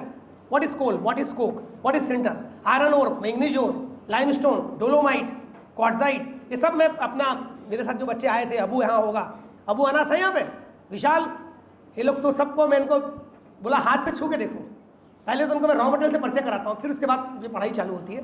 तो यहाँ हमारा जो फ्लो डायग्राम है, we are having the mines, Rajhara mines, iron ore यहाँ से आ रहा है, कोल तो कहीं से भी आ सकता है, कोल जहाँ भी मिल जाए। और आप लोग को पता है कि इंडिया का कोल में हाई ऐश है, तो हम लोग क्या करते हैं, लो ऐश वाला कोल फॉरेन से मंगाते हैं, और उसके चलते कॉस्ट बहुत ज़्यादा बढ़ जाती है। स्टील प्रोडक्शन की 70% कास्ट कोक मेकिंग में आ जाती है, क्योंकि कोल इंडिजिनस जो है वो बहुत हाई ऐश होने के करते चलते हम उसको यूज़ नहीं कर पाते, तो हमको बाहर से मंगाना पड़ता है और मिक्स करना पड़ता है। मिक्सिंग करके फिर उससे हम लोग कोक बनाते हैं, तो कोक बन गया। ब्लास्ट फर्नेस कोक का मतलब होता है साइज। अगर आप लोग ब्लास्ट फर्नेस नहीं पढ़े हैं तो आप जब पढ़ेंगे ब्लास्ट फर्नेस, या स्कूल में तो पढ़ा ही होगा, ये प्रोसेस क्या है, काउंटर करंट प्रिंसिपल पे है। गर्म हवा नीचे से जाएगी ऊपर, रॉ मटेरियल मेल्ट होकर नीचे आएगा, तो इसके लिए कुछ साइज चाहिए। छोटे साइज के पार्टिकल की चीज़ें नहीं डाल सकते आप, इसीलिए छोटे चीज़ों को हम सिंटर बना देते हैं। सिंटरिंग एक प्रोसेस है, तो सिंटर हो गया, लाइमस्टोन हो गया, डोलोमाइट, केमिकल कंपोजिशन क्या है डोलोमाइट का, एनीवन बोलो, ज़्यादा से ज़्यादा गलत हो जाएगा। CaCO3.MgCO3 है ना, और लाइमस्टोन क्या है, हाँ, तो उससे हमको लाइम मिलेगा। लेकिन जब हमको MgO चाहिए प्रोसेस में, यदि स्लैग जो है विस्कस हो रहा है या स्लैग में सल्फर हाई है, तब हमको डोलोमाइट यूज़ करना पड़ता है। ये सब डीप थ्योरी ब्लास्ट फर्नेस की जब पढ़ेंगे आयरन मेकिंग तो आप समझेंगे। तो ये सारे रॉ मटेरियल आप देख रहे हैं, ये कहाँ आ रहे हैं, ब्लास्ट फर्नेस। इसलिए ब्लास्ट फर्नेस एक ऐसा डिपार्टमेंट है जो किसी भी इंटीग्रेटेड स्टील प्लांट का इक्विलिब्रियम स्थापित करता है। अगर वो सही चलेगा तो आपके पीछे के प्लांट को अपने आप चलना पड़ेगा, कोक बनाना ही पड़ेगा आपको, सिंटर बनाना ही पड़ेगा, माइन से रॉ मटेरियल लाना ही पड़ेगा। अदरवाइज ब्लास्ट फर्नेस बोलेगा कि मैं प्रोडक्शन करना चाहता हूँ, मैं नहीं कर पा रहा हूँ बिकॉज मेरे को पीछे से ये चीज़ें नहीं मिल रही है। तो ब्लास्ट फर्नेस प्रेशर में भी रहता है, क्योंकि अगर सब चीज़ मिल रही है तो ही हैज़ टू प्रोड्यूस। तो इसलिए ब्लास्ट फर्नेस बहुत इंपॉर्टेंट डिपार्टमेंट हो जाता है, क्योंकि आफ्टर ब्लास्ट फर्नेस आप देखेंगे ये जो हमने बनाया, इसको पिग आयरन कहते हैं या हॉट मेटल कहते हैं, इट्स इम्प्योर फॉर्म है ना, 94% के आसपास इसमें Fe होता है, और मेजर पार्ट रहता है कार्बन का, 3 to 4% सिलिकॉन रहेगा, सल्फर, फास्फोरस। तो ब्लास्ट फर्नेस एक रिड्यूसिंग एटमॉस्फेयर का प्रोसेस हो गया।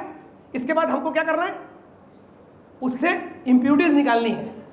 तो इंप्यूरिटीज निकालने के लिए स्टील मेकिंग, तो हमारे पास पहले SMS1 हुआ करता था जो आज नहीं है, ट्विनर फर्नेस थे वो हटा दिए गए। आज 2 SMS है, SMS2 और SMS3। SMS2 में भी हमारे पास 3 कन्वर्टर हैं, छोटे साइज के हैं, एक हीट 100 टन प्रोड्यूस करती है। SMS3 में 3 बड़े कन्वर्टर हैं, 170 टन एक हीट प्रोड्यूस करती है, और उससे हम लोग स्टील बनाते हैं। और वो स्टील को हम अब, वो प्रोसेस गया, इनगॉट बनाओ, वेस्टेज बहुत होता था, कंटिन्यूस कास्टिंग आ गया, दोनों SMS के साथ कंटिन्यूस कास्टिंग है। SMS 2 के साथ स्लैब कास्टर और ब्लूम कास्टर है, और SMS 3 के साथ बिलेट कास्टर और ब्लूम कास्टर है। तो बिलेट मतलब स्क्वायर साइड में छोटा शेप, ब्लूम स्क्वायर साइड में बड़ा शेप, स्लैब मतलब ये कुछ जो डायस जैसा दिख रहा है ना, इस तरह का चौड़ा। तो स्लैब रहेगा तो उससे प्लेट बनेगा, ब्लूम से रेल और बड़े आई बीम या स्ट्रक्चर्स बनेंगे, और ये जो रहेगा बिलेट उससे बार, रॉड, वायर, एंगल, चैनल जो हमारे प्रोडक्ट है वो बनेंगे। तो इस तरह पूरा एक प्लांट है ये। तो ये आप जो देख रहे हैं फ्लो डायग्राम, तो मेरी बहुत इच्छा रहेगी कि जो मेटलर्जी के बच्चे आएँ वो भिलाई स्टील प्लांट में जैसा भी आपको ट्रेनिंग प्रोग्राम बना के देंगे, यदि हम ये मिलने में कामयाब हो जाएं सर लोग के साथ और ये बात बता सकें वहाँ पर, तो थोड़ा सा आप लोगों को कम से कम देखने मिलेगा। तो फर्स्ट ईयर में जब आप लोग आएंगे ज़्यादा डीप में समझने की कोशिश नहीं करना है, करना ये है कि ब्लास्ट फर्नेस को पूरा समझना है, कैसे रॉ मटेरियल चार्ज होता है, कैसे प्रोसेस हो रहा है, how we are using tap hole से ड्रिलिंग करके टैप होल से मेटल स्लैग को बाहर निकालना, सेपरेट करना, ग्रेनुलेट करना है तो ग्रेनुलेशन प्रोसेस क्या है देखिए। थ्योरी में मत जाइए, थ्योरी तो अवेलेबल है, टीचर्स बता देंगे बुक में, लेकिन देखने का प्रोसेस तो वहीं करना पड़ेगा ना, वहाँ रुकना पड़ेगा, एक पूरी हीट को समझना पड़ेगा खड़े होकर के, ठीक है। वैसे ही कन्वर्टर में स्टील मेकिंग देखना पड़ेगा, रोलिंग में शेपिंग कैसे होता है, रोल पास डिज़ाइन, एक के बाद एक बिलेट एक बार में रॉड नहीं बन जाता, पूरा रोल पास डिज़ाइन से गुजरना पड़ता है। थोड़ा सा पढ़ना है, थोड़ा सा देखना है, वो जरूर करिएगा। तो उसके बाद आप लोग अपने अंदर बहुत चेंज देखेंगे, अच्छे से लिख भी पाएंगे पूरी चीज़ों को एग्जाम में। तो ये तो हो गया भिलाई स्टील प्लांट का। तो ये 4-5 डिपार्टमेंट जो है, centre making, Coke making, iron making, steel making और रोलिंग में कम से कम एक लॉन्ग प्रोडक्ट और एक फ्लैट प्रोडक्ट, मतलब प्लेट मिल देख लीजिए, रेल मेकिंग देख लीजिए, यानी हाँ। We need to wrap up the meeting. Actually, we have to do the ceremony. अच्छा, कब तक करना है? Sir, in 10 to 20 minutes. Okay. And after that, we can have a question and answer. Okay, ठीक, मैं आ ही रहा हूँ इसमें, हाँ, नो इशू। तो ये पूरा प्रोसेस आप लोग आइए और भिलाई स्टील प्लांट को बहुत अच्छे से देखिए, एंड मैं और मेरे साथ जो कुछ लोग हैं वो आप लोग को बहुत मदद करेंगे। ये पर्सनल लेवल पे करता हूँ मैं, प्लांट लेवल पे नहीं करता, ये मैं अपने दिल से करता हूँ। इसमें मेरी खुद एक आप लोग के रिलेशनशिप के साथ मैं करूँगा इस काम को। What are the essential skill required for success in the steel industry, ये क्वेश्चन आपने पूछा था। तो इसमें कहने के लिए बहुत कुछ है। प्रैक्टिकल नॉलेज मैंने सबसे पहले लिखा है, इसीलिए लिखा है कि visit plant and understand different processes. कल को यदि आप स्टील प्लांट या किसी ऐसे बड़े ऑर्गेनाइजेशन में काम करते हैं तो चैलेंजिंग इन्वायरमेंट रहेगा, रेडी टू फेस इट। अलग अलग शिफ्ट्स में काम करना। अभी 29 और 30 को स्ट्राइक कॉल हुई है, 28 तारीख को हम लोग प्लांट के अंदर घुसेंगे तो 29 को निकल पाएंगे कि नहीं पता नहीं, कम से कम ऑफिसर्स गेट में कैसा रहेगा, माहौल क्या रहेगा। तो ऐसे कई चैलेंजेस आएंगे, तो चैलेंजिंग इन्वायरमेंट रहेगा। Ready to work in odds, क्योंकि 24 घंटे चलता है प्लांट, तो शिफ्ट में काम करना है। मैं 28 साल तो मैंने शिफ्ट में काम किया है, पिछले 4-5 साल से ही मैं जनरल शिफ्ट में हूँ। और लगातार सीखने की यदि इच्छा रहेगी तो आप आगे जाएंगे। वो लिखा है मैंने, कंटिन्यू लर्नर रहिए, acquire knowledge from books, available sources जो भी हैं, और टीम में काम करना। ईगो थोड़ा साइड में रखना पड़ेगा, क्योंकि आपको हर सीनियर बहुत मिलनसार अच्छे से बात करने वाला नहीं मिलेगा, वो भी बहुत गुस्से वाला, चिड़चिड़ा, फ्रस्ट्रेटेड, कुछ भी मिल सकता है। तो वहाँ पर एक जो होता है ना, कॉलेज से आते हैं, वो मेरे संग हुआ है, ये गलतियाँ मैंने बहुत की है इसलिए मैंने ये डाला है, बहुत इंपॉर्टेंट चीज़ है। ईगो नहीं, एक लर्निंग जो मेरे बहुत बड़े सीनियर ने मुझे दे के गए थे, अपने सीनियर को अपना बड़ा भाई मान लेना। बस वो डांट भी रहा है, बोल भी रहा है, क्योंकि काम उसी के साथ करना है, वही सिखाएगा, वही आपका सीआर भी आगे बढ़ाएगा। और जो आदमी आपको आगे बढ़ाने वाला है उसी से पंगा लेके नुकसान होता है। फिर जहाँ आप काम कर रहे हैं और वहीं अगर आप आगे न बढ़ पाएंगे, आपसे कम नॉलेज का व्यक्ति, कम मेहनती व्यक्ति आगे बढ़ेगा तो दुख होगा। फिर उसके लिए आप बहुत से नाम रखिए, तो जो हम लोग बोल देते हैं ना, हिंदी के अच्छे वर्ड मैं बोलना नहीं चाहता यहाँ से, है ना, बॉस के साथ ये कर रहा है, वो कर रहा है, वो बोल दीजिए, आप जो भी बोलिए, लेकिन वो आगे निकलेगा और आप पीछे रह जाएंगे तो आपको दुख होगा। और पीछे जाकर देखेंगे तो कहेंगे मैं उस वक्त क्यों थोड़ा गुस्सा कर दिया, तो थोड़ा ईगो डाउन, उस वक्त वो टेम्परेरी रहता है, उसको थोड़ी देर शांत रहिए, बाद में वही बुलाएगा, आपको चाय पिलाएगा साथ में, ठीक है, फिर बोलेगा सॉरी यार, तो डांट दिया था मैं बोल के। तो ये प्रोसेस है। तो put your ego in the corner, लोगों की चिंता करिए, जो मैंने पहले भी बोला, आपके संग काम करने वाले लोग, क्योंकि आपके जूनियर्स को जितना अच्छे से आप लेके चलेंगे, और फ्रंट लाइन में एकदम इलिटरेट लोगों के साथ काम करना पड़ेगा, बहुत बुरा लगेगा उस वक्त, अभी सिचुएशन बहुत ख़राब है, ठीक है। डिसिप्लिन एंड टाइम मैनेजमेंट बहुत इंपॉर्टेंट है, क्योंकि शिफ्ट ड्यूटीज़ मतलब आप 2 मिनट भी लेट होंगे तो अगले को मालूम हो जाएगा। नाइट वाला फ़ोन कर देगा, सर फलाना नहीं है, कैसा करूँ मैं, रुकूँ, किसी को भेज रहे हो, आप आते ही बोलोगे क्यों लेट हो गए, सर 3 मिनट 5 मिनट वो भी मालूम हो जाता है, ठीक है। अब तो आजकल थंब वाला चलकर तो और भी आगे बढ़ गई बात। बिजनेस का नॉलेज बहुत ज़रूरी है। अब वो समय नहीं रहा, आपको कॉस्ट को देखना पड़ेगा, कहाँ कहाँ पे कॉस्ट कटिंग, क्योंकि अब तो प्रोसेस नहीं रहा, नेहरू जी वाला ज़माना नहीं है ना, देश सेवा के लिए भिलाई स्टील प्लांट खुला था। अभी तो आप भी वहीं हैं जहाँ पर टाटा है, जहाँ एसआर है। आपका लोहा नहीं मिलेगा मार्केट में, चाइना में घर तक लोहा आ जाएगा, चाइना से आपके सस्ते में। तो वो चीज़ ज़रूरी है, और हर वक्त हर सिचुएशन में पॉजिटिव एटीट्यूड, ये तो लाइफ लर्निंग है। Learn from the failure, manage from bottom to top level, हर जगह आपको करना पड़ेगा। ये क्वालिटी डेवलप की जा सकती है। मैं उस सब्जेक्ट में आ रहा हूँ, मैडम मेरे को आके बोली बहुत जल्दी ख़त्म करना है। ये सारी बात आपको बताया, पता नहीं मैं कितना बोल पाया नहीं बोल पाया, लेकिन मैं अब यहाँ एक बहुत इंपॉर्टेंट चीज़ में आ रहा हूँ। नौकरी करें, बिजनेस करें, अपने इंटरेस्ट का काम करें, आईटी फील्ड में काम करें, क्या करें, व्हाट इज सक्सेस, इसको जाने। क्या हर व्यक्ति क्या सफलता की परिभाषा बता सकता है मुझे, क्या है सफलता? आप लोग एनआईटी रायपुर में जब आए, हो सकता है कई लोग आईआईटी सोचे हो या कुछ सोचे हो, तब उस वक्त लगा हो, और जिसने सोचा नहीं था उसको अगर ये लेवल तक आ गया तो उसको लगा मैं सफल हो गया उस वक्त। फिर उसके बाद ब्रांच, फिर अभी प्लेसमेंट, किसी को ज़्यादा पैकेज, किसी को कम पैकेज, कुछ कुछ होगा। आपकी सफलता की डेफिनेशन बदलती रहती है। तो जानिए व्हाट इज सक्सेस। एक बहुत अच्छी किताब है magic of thinking big, Hindi में बड़ी सोच का बड़ा जादू। मैं भी भटका हूँ, बहुत पढ़ा हूँ, बहुत पढ़ता रहता हूँ। ये मेरे को डेफिनेशन बहुत अच्छी लगी। टाइम कम है इसलिए मैं ही पढ़ दे रहा हूँ। ये मेरा लिखा हुआ नहीं है, इसके राइटर को 25 साल लिखे हैं। यहाँ पर कहीं नहीं बोला है कि आपको सीईओ बनना है, डिप्टी कलेक्टर बनना है, एक बहुत अच्छा प्लेयर बनना है। यहाँ क्या लिखता है? सफलता यानी बहुत ही अद्भुत और अच्छी चीज़ें। सफलता का मतलब है अमीरी। हाँ, हर अच्छे आदमी को पैसे वाला होना चाहिए। अगर अच्छा आदमी पैसे वाला रहेगा तो उसके हाथ से अच्छे काम होंगे। नेवर से कि पैसा बुरी चीज़ है, आदमी की सोच बुरी होती है। पैसा अगर अच्छे आदमी के पास रहेगा तो उससे अच्छे काम होंगे। तो मतलब है अमीरी, शानदार घर, मज़ेदार छुट्टियाँ, यात्रा, नई चीज़ें, आर्थिक सुरक्षा। It's not money. आर्थिक सुरक्षा मतलब पैसे का फ्रीडम। अपने बच्चों को ज़्यादा से ज़्यादा खुशहाली देना। सफलता का मतलब है प्रशंसा का पात्र बनना, लीडर बनना, अपने बिजनेस और सामाजिक जीवन में सम्मान पाना। सफलता का मतलब है आज़ादी, चिंताओं, डर, कुंठाओं, असफलता से आज़ादी। सफलता का मतलब है आत्मसम्मान, जिंदगी का असली सुख और जीवन में संतुष्टि। जो लोग आप पर निर्भर हैं उनके लिए अधिक से अधिक करने की क्षमता। सफलता का मतलब है आपको जीतना फील होना चाहिए। सफलता उपलब्धि है मनुष्य के जीवन का लक्ष्य। देखिए यहाँ पर कुछ ऐसी बात नहीं लिखी है, ठीक है। इस पर अगर आगे कोई और भी बात करना चाहे तो मैं अपना नंबर दे के जाऊँगा। We will talk about this subject. करना क्या वही बता देता हूँ मैं। जनरली इस टाइप के लेक्चर में जब हम लोग बात करते हैं, चाहे वो स्पीकर या कोई भी लोग, हम लोग मोटिवेशन की, जोश की, पॉजिटिविटी की, सोशल स्किल्स सीखने की, सेल्फ केयर मैनेजमेंट की, स्ट्रेस मैनेजमेंट की और इन सब के बैलेंस की बात करते हैं। ये सब हो तो शायद हम सफल फील कर पाएंगे, वरना कोई ना कोई किसी एक फील्ड में लैग करते रहते हैं। क्या ये पॉसिबल है? हाँ, ये पॉसिबल है। बहुत एक्सटेंट तक आप अपने आप को इंप्रूव कर सकते हैं।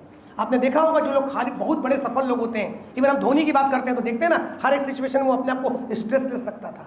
हर एक लीडर को देख लीजिए। अमिताभ बच्चन की बात करेंगे तो इतनी एज तक अपने आप को आज भी उस प्रोसेस में बनाए रखे हैं। इवन अभी आपने उस दिन जो देखा 22 तारीख को, एक व्यक्ति को जो 11-12 दिन तक के तपस्या कर रहा है, नरेंद्र मोदी जी की बात कर रहा हूँ सर, और वो पूरे राष्ट्र के लिए सोच रहा है। मंदिर नहीं है वो, उसने एक जो यूनाइट कर दिया पूरे कंट्री को एक जगह पे, है ना। सबको क्या एक सेंटेंस बोला, राम आ गए, राम राज्य आ गया। तो अभी क्या बोला? राम राज्य मतलब अब हम सबको अपने अंदर में वो चेंज लाना है जो राम राज्य में था। वो राम को ला करके ये बता रहे हैं कि आप राम के कंट्री में हैं, तो सब व्यक्ति को भी वैसी बनने की कोशिश करना है। तो रिस्पॉन्सिबिलिटी बढ़ती जाती है, तो पॉसिबल है। बिलीव करना पड़ता है। I can do, I can do. ये बिलीव कहाँ से आएगा? आज सोच लेने से हो जाएगा? ये हॉल से निकल जाने के बाद आप सोच लेंगे कि मैं कॉन्फिडेंस आ गया, मैं सब कुछ कर लूँगा? ये आता है अंदर से, जिसको आप सोल ड्रिवन बॉडी बनाना, ठीक है। और ये परमानेंट नहीं होता है, ये फ्लिकर करता रहता है। आज आप कॉन्फिडेंट है, कल नहीं भी होंगे। कोई भी सिचुएशन, कोई भी खबर आपको चेंज करती जाएगी। इसका एक सिस्टम मैं बता के जा रहा हूँ आप लोग को। Follow the system to make your believe permanent, कि जो आप चाहते हैं वो आप पाएंगे, मैक्सिमम अचीवमेंट कर पाएंगे। इस हाल में बैठा हर व्यक्ति कर सकता है। मैं इसमें काफ़ी काम किया हूँ, इंटरनेशनली लेवल पे लोगों से, बहुत लोगों से मिला हूँ, तो वो चीज़ को जो मैंने सीखा उसको मैं बता रहा हूँ आप लोगों को। एक्शन, जैसे हेल्थ को इंप्रूव करना है तो एक्शन लेना पड़ता है ना। हर चीज़ में अगर आपको कोई बीमारी हुई डॉक्टर के पास जाना पड़ेगा, प्रोसेस फॉलो करना पड़ेगा, तो इसके लिए भी एक्शन है। और एक्शन से ही वो डर नाम की चीज़ जो होगा कि नहीं होगा, मैं वो कर पाऊंगा कि नहीं कर पाऊंगा, वो डर दूर होता है। प्लान, हाँ, फुल प्रूफ प्लान है। जो प्लान आप बनाएंगे उसमें गिव अप नहीं करना है, उस पर टिकना है, परसिस्टेंसी। दीज आर द, जल्दी खत्म कर रहा हूँ, हाँ ठीक है, होगा, उसमें बात करेंगे हम। ये प्रेजेंटेशन आपको दे के जाऊंगा मैं, ये बात को नोट कर लीजिए। 5 ड्रीम बस्टर्स, आपके सपनों को चुराने वाले 5 सबसे पहले आप होते हैं। हर व्यक्ति अपने आप से पूछ के देख ले कि सबसे ज़्यादा नुकसान आपका किसने किया। आपने खुद किया, आप खुद आंसर देंगे, इससे ज़्यादा आप कर सकते थे अपने लिए। फिर स्मॉल माइंड्स के लोगों के साथ आप जो बात करते हैं, इसका मतलब ये नहीं कि दोस्त को छोड़ देना है। डर, चिंता और एवरेज के साथ समझौता कर लेना। मैं आज यहाँ खड़ा हूँ तो क्यों खड़ा हूँ, क्या मिल रहा है, क्या मेरे को इससे अलग से कोई पैसा मिल जाएगा? ये मेरे ड्रीम का हिस्सा है कि मैंने जो सीखा, जो उसको ज़्यादा से ज़्यादा लोगों तक जा सकूँ। ये मेरे ड्रीम बुक का रिटर्न पार्ट है। ये दैट्स वाई ये काम होते जाते हैं। ऐसे हर व्यक्ति के ड्रीम हो सकते हैं बहुत कुछ। हैप्पी एवरेज लाइफ से समझौता नहीं करना। तो जो आपके मेंटल प्रोग्राम होते हैं अंदर जो चलते रहते हैं, वही आपको कहीं पहुंचाते हैं। तो आपके प्रोग्राम्स को चेंज करना पड़ेगा आपको। जैसे आप सॉफ्टवेयर अपलोड करते हैं, वैसे अपने अंदर के प्रोग्राम को भी चेंज करना है। वो होता है सेल्फ टॉक से। तो what is your self talk? क्या बात करेंगे आप अपने आप से? ये शुरू होता है खेल इच्छाओं से। इच्छा से चालू होता है ना। अभी प्लेसमेंट के पहले भी इच्छाओं की बात होती होगी मन में, यहाँ हो जाए, वहाँ हो जाए। इच्छा हवा में उड़ती रहती है। ये इच्छा को जब आप लिखते हैं तो ये आपका सपना बनता है। राइट लिखना। वर्ल्ड में 3% लोग ये काम करते हैं और दुनिया के हर जगह देखेंगे गोल्स लिखे रहते हैं। हर रास्ते में लिखा रहता है। कहीं भी जाते हैं 1-1 किलोमीटर के बाद में डिस्टेंस चेंज होते जाता है। आप हमारे प्लांट में भी आएंगे तो इस साल का गोल लिखा रहेगा पूरा, इतना बनाएंगे लोहा, इतना बनाएंगे स्टील, इतना फूड स्टील, इतना रेलवे रिटर्न। तो आप अपनी ज़िंदगी में कितने रिटर्न ड्रीम्स बना रहे हैं, और जब उस पर डेट डालेंगे तो वो होगा आपका गोल। अपने एग्जाम्स में होता है ना, ये पेपर इस तारीख को इतने बजे होगा, मेरे को बुलाया 3 बजे 24 तारीख को। देखिए डेट भी, टाइम भी लिखा हुआ है। आपके सपने कब पूरे होंगे उसकी डेट कौन डालेगा? कितनों ने डाली आज तक के? इस हॉल में बैठे कितने लोगों के पास ड्रीम बुक है या डायरी में कुछ लिखते हैं? Good, keep it up. Dream, make a dream book. कैसे बनाते हैं इसके भी प्रोसेस है पूरे, वो लिखा है इसमें। सिर्फ क्या बनना चाहते हैं? मैं सेल में एक एमटीटी बन जाऊं, खत्म। एक ही चीज़ थोड़ी बनना है, बहुत कुछ बनना है। एक अच्छे स्टूडेंट बनना है, एक अच्छा बेटा बनना है, एक अच्छा सिटीजन बनना है, एक अच्छा फादर बनना है। कल को मैरिज हुएगी तो हस्बैंड या वाइफ बनना है, अच्छे फादर मदर बनना है, अच्छे पड़ोसी बनना है, बहुत कुछ है। ये आगे आएगा लाइफ में। करना क्या है, क्या क्या करना है और पाना क्या है? ये तो मटेरियलिस्टिक है, ये तो बहुत कुछ लिख सकते हैं। ये गाड़ी चाहिए, ये मर्सिडीज बेंच चाहिए, ऐसा घर चाहिए। पाना, हाँ जरूरी है। पाना ही तो गोल देता है आपको। लेकिन उसके बाद मदद करना, हाउ टू हेल्प पीपुल, इसके बिना आप फुलफिलमेंट नहीं होगा आपका। ये प्रोसेस है और इसको लगातार कैसे पढ़ना पड़ता है, इसका फॉर्मूला है, पूरा लिखा है इसमें। ये सब बुक से मैंने कुछ पॉइंट नोट किए हैं। तो जो आप लिखते हैं उसमें कुछ चीज़ों में आप डेट डालते हैं, वो डेट ही आपका गोल है। और जीवन तो एक ही बार मिला है। देखिए आप भी मेरे को टाइम बता रहे हैं, अब ये टाइम खत्म होने वाला है। हर टाइम आपके जीवन का भी टाइम खत्म हो जाएगा। और आखिरी में अगर आपको ऐसा लगे कि मैं जो पा सकता था वो पा नहीं पाया, जिसके लिए मैं आया था, तो फिर कितना दुख होगा। तो टाइम मैनेजमेंट, 24 आवर का बहुत अच्छा टाइम मैनेजमेंट हर व्यक्ति के साथ चलना चाहिए। वो चलेगा तो आपके ज़्यादा गोल पूरे होंगे। कैसे पॉजिटिविटी, इंथुजियाज्म और एनर्जी को बनाए रखेंगे। और ये बात को बिल्कुल ध्यान रखिए, माफ़ करना और भूलना। लाइफ में बहुत कुछ होता रहेगा। अगर फॉरगिव और फॉरगेट नहीं सीखेंगे, कैसे करना इसका सब तरीका बच्चों, मैं एक बुलेट बोल के जा रहा हूँ अभी। इसके बाद मैं कनेक्ट भी होऊंगा आपसे कि आप लोग चाहेंगे तो। फॉरगिव एंड फॉरगेट, माफ़ करना और भूलना, दोनों में कठिन क्या है? फॉरगिव और फॉरगेट। फॉरगेट माफ तो कर देते हैं लेकिन भूल के नहीं होता है, याद आता रहता है। और भूलना, सच में भूल जाना। और ये पीस, पेशेंस एंड प्यूरिटी, तीनों आपस में जुड़ी हुई हैं। एक भी डिस्टर्ब होगी बाकी भी डिस्टर्ब हो जाएगी। और there is an number of books, चाहे सपने देखने हो, बड़ा सोचना हो, टाइम मैनेजमेंट, हाउ टू, व्यवहार बहुत बड़ी चीज़ है कहीं पर भी। Personality plus, the secret power, magic, ये सब किताबों के नाम है। बहुत मतलब एक यूनिक एरिया है जहाँ से आप, जैसे आपने मेटलर्जी में आप पढ़ रहे हैं ना, non ferrous, ferrous, steel technology, rolling, powder metallurgy, physical metallurgy, तो वो सीख रहे हैं। तो जिंदगी और लाइफ से जुड़ी चीज़ें अगर सीखना चाहते हैं, सीख जाएंगे। द सीक्रेट सिखाती है आकर्षण का नियम, जो सोचेंगे उसको पालेंगे। द पावर सिखाती है दुनिया की सबसे पावरफुल चीज़ है लव, प्रेम। हम सब कुछ यहाँ प्रेम के कारण ही है। इतना अच्छा पोस्टर आपने बनाया, देख के मेरे को क्या लगा, आप लोग मुझसे प्रेम करते हैं, इसलिए तो सुख किया, या मुझको यहाँ आके खड़ा किया, या हमको यहाँ बैठने दिया, ये प्रेम ही है। ये चाय का कप दिया, ये प्रेम है। लोगों तक आवाज़ जा सके इसलिए इसका आविष्कार हुआ। ये कैमरामैन खड़े हुए हैं ताकि मेरी इस बात को स्थायी बना सकें, ये सब प्रेम है। इस किताब में प्रेम के बारे में पूरा समझाया है। प्रेम सबसे पावरफुल चीज़ है। द मैजिक ये समझाती है ग्रेटिट्यूड के बारे में। जिन्होंने धन्यवाद को सीख लिया सही ढंग से, उनके जीवन में जादू होने लग जाएगा, हर चीज़ में जादू होगा। तो आप क्या पढ़ते हैं, आप किन लोगों को सुनते हैं, और इसको बिल्कुल नहीं भूलना। हम लोग भूल जाते हैं सर, गंगुली सर, हम लोग भी ना इन लोग के एज में सब जिम करते थे, भूलते हैं। आप लोग को मैं रिक्वेस्ट करूंगा, मेरी मिसेस को लगेगा कि बोल रहे हैं ये खुद नहीं कर पाते अच्छे से, इसको छोड़ना नहीं।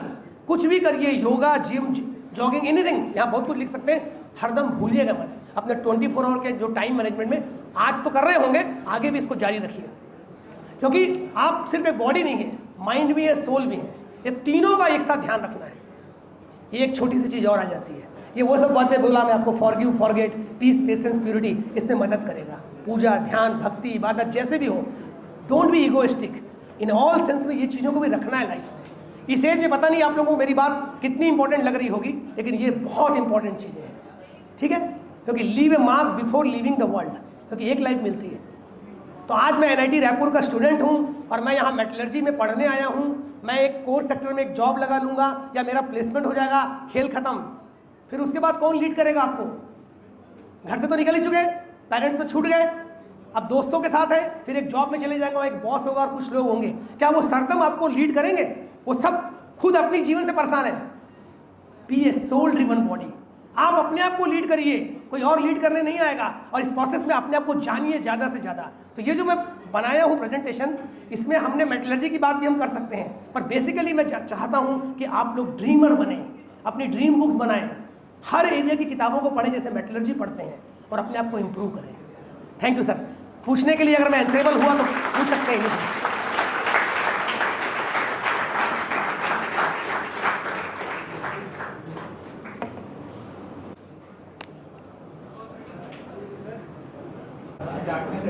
ऑटोमेशन के आने की वजह से जो पीपल है आपके जो मेरा स्टील प्लांट में काम करते हैं सर, वो रिड्यूस हो गए। हाँ, तो ऑटोमेशन तो आगे ही आएगा ना, तो sir people, number of people तो रिड्यूस ही होंगे सर। हाँ, रिड्यूस तो होंगे, लेकिन एक चीज़ भूल गए आप, जब भारत आज़ाद हुआ था तो भारत का प्रोडक्शन था 1 मिलियन टन, आज भारत का प्रोडक्शन है 120 मिलियन टन।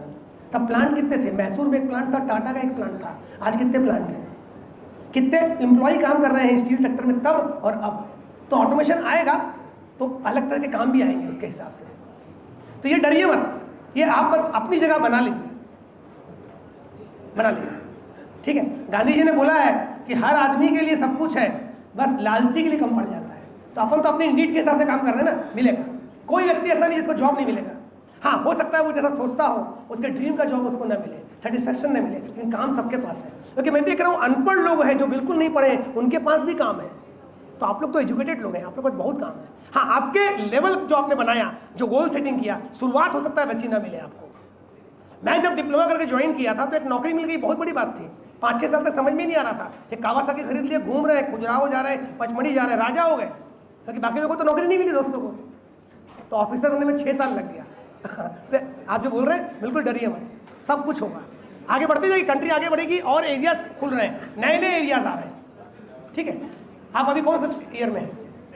सेकेंड ईयर में। Don't worry, focus on your areas. हाँ सर, ESPs हर जगह लगाए जा रहे हैं। ESP और पॉल्यूशन नॉर्म्स बहुत ज़्यादा है, बट यहाँ खड़े होकर मैं बोल नहीं पाऊँगा।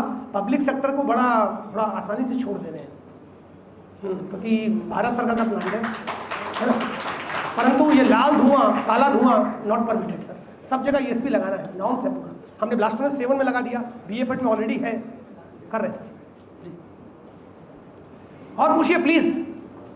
हाँ जरूर सर, जैसा कि आप अभी जानते हैं कि अपने पॉल्यूशन से अभी पूरी जो अर्थ है वो काफी फेस कर रही है सर, उसके लिए जो BSP है वो कोई ऐसे नेसेसरी स्टेप्स उठा रहा है क्या? सर बताए ना सर, तो सर ने क्वेश्चन पूछा। ESPs हर जगह, ESPs जो हम जो क्या बोलना चाहिए, डस्ट या धुआं बाहर छोड़ रहे हैं उसको ESP से गुजारना है। और ESP में पूरा उसको शक कर देना है और उसको प्रेसिपिटेट करके उसको रीयूज भी कर लेते हैं, क्योंकि अगर जो भी धुआं निकल रहा है या तो उसमें कार्बन पार्टिकल है, या तो वो लाइन से जुड़ा हुआ है, या तो उससे कोल से जुड़ा हुआ है, या आयरन का पार्टिकल से, तो वो वापस हमारा प्रोसेस सेंटर मेकिंग में यूज हो जाता है। ब्लास्ट फर्नेस से भी, डस्ट कैचर से, वाटर स्क्रबर से जो भी निकल रहा है सर, पूरा सेंटर प्लांट में रीयूज कर लेते हैं उसको। ठीक है, और पूछिए। हाँ सर। सर हाँ सर, आज तो इंडिजिनस सर, पूरा खुद बना रहे हैं, खुद कर रहे हैं सर। अभी जो BF खड़ा किया L&T को हमने उसके लिए लिया, पॉलवर्थ से कुछ चीज़ ली, लेकिन आज तो इंडिया और इंडिया से हम लोग जाकर के साउथ ईस्टर्न कंट्री में प्लांट डाल रहे हैं।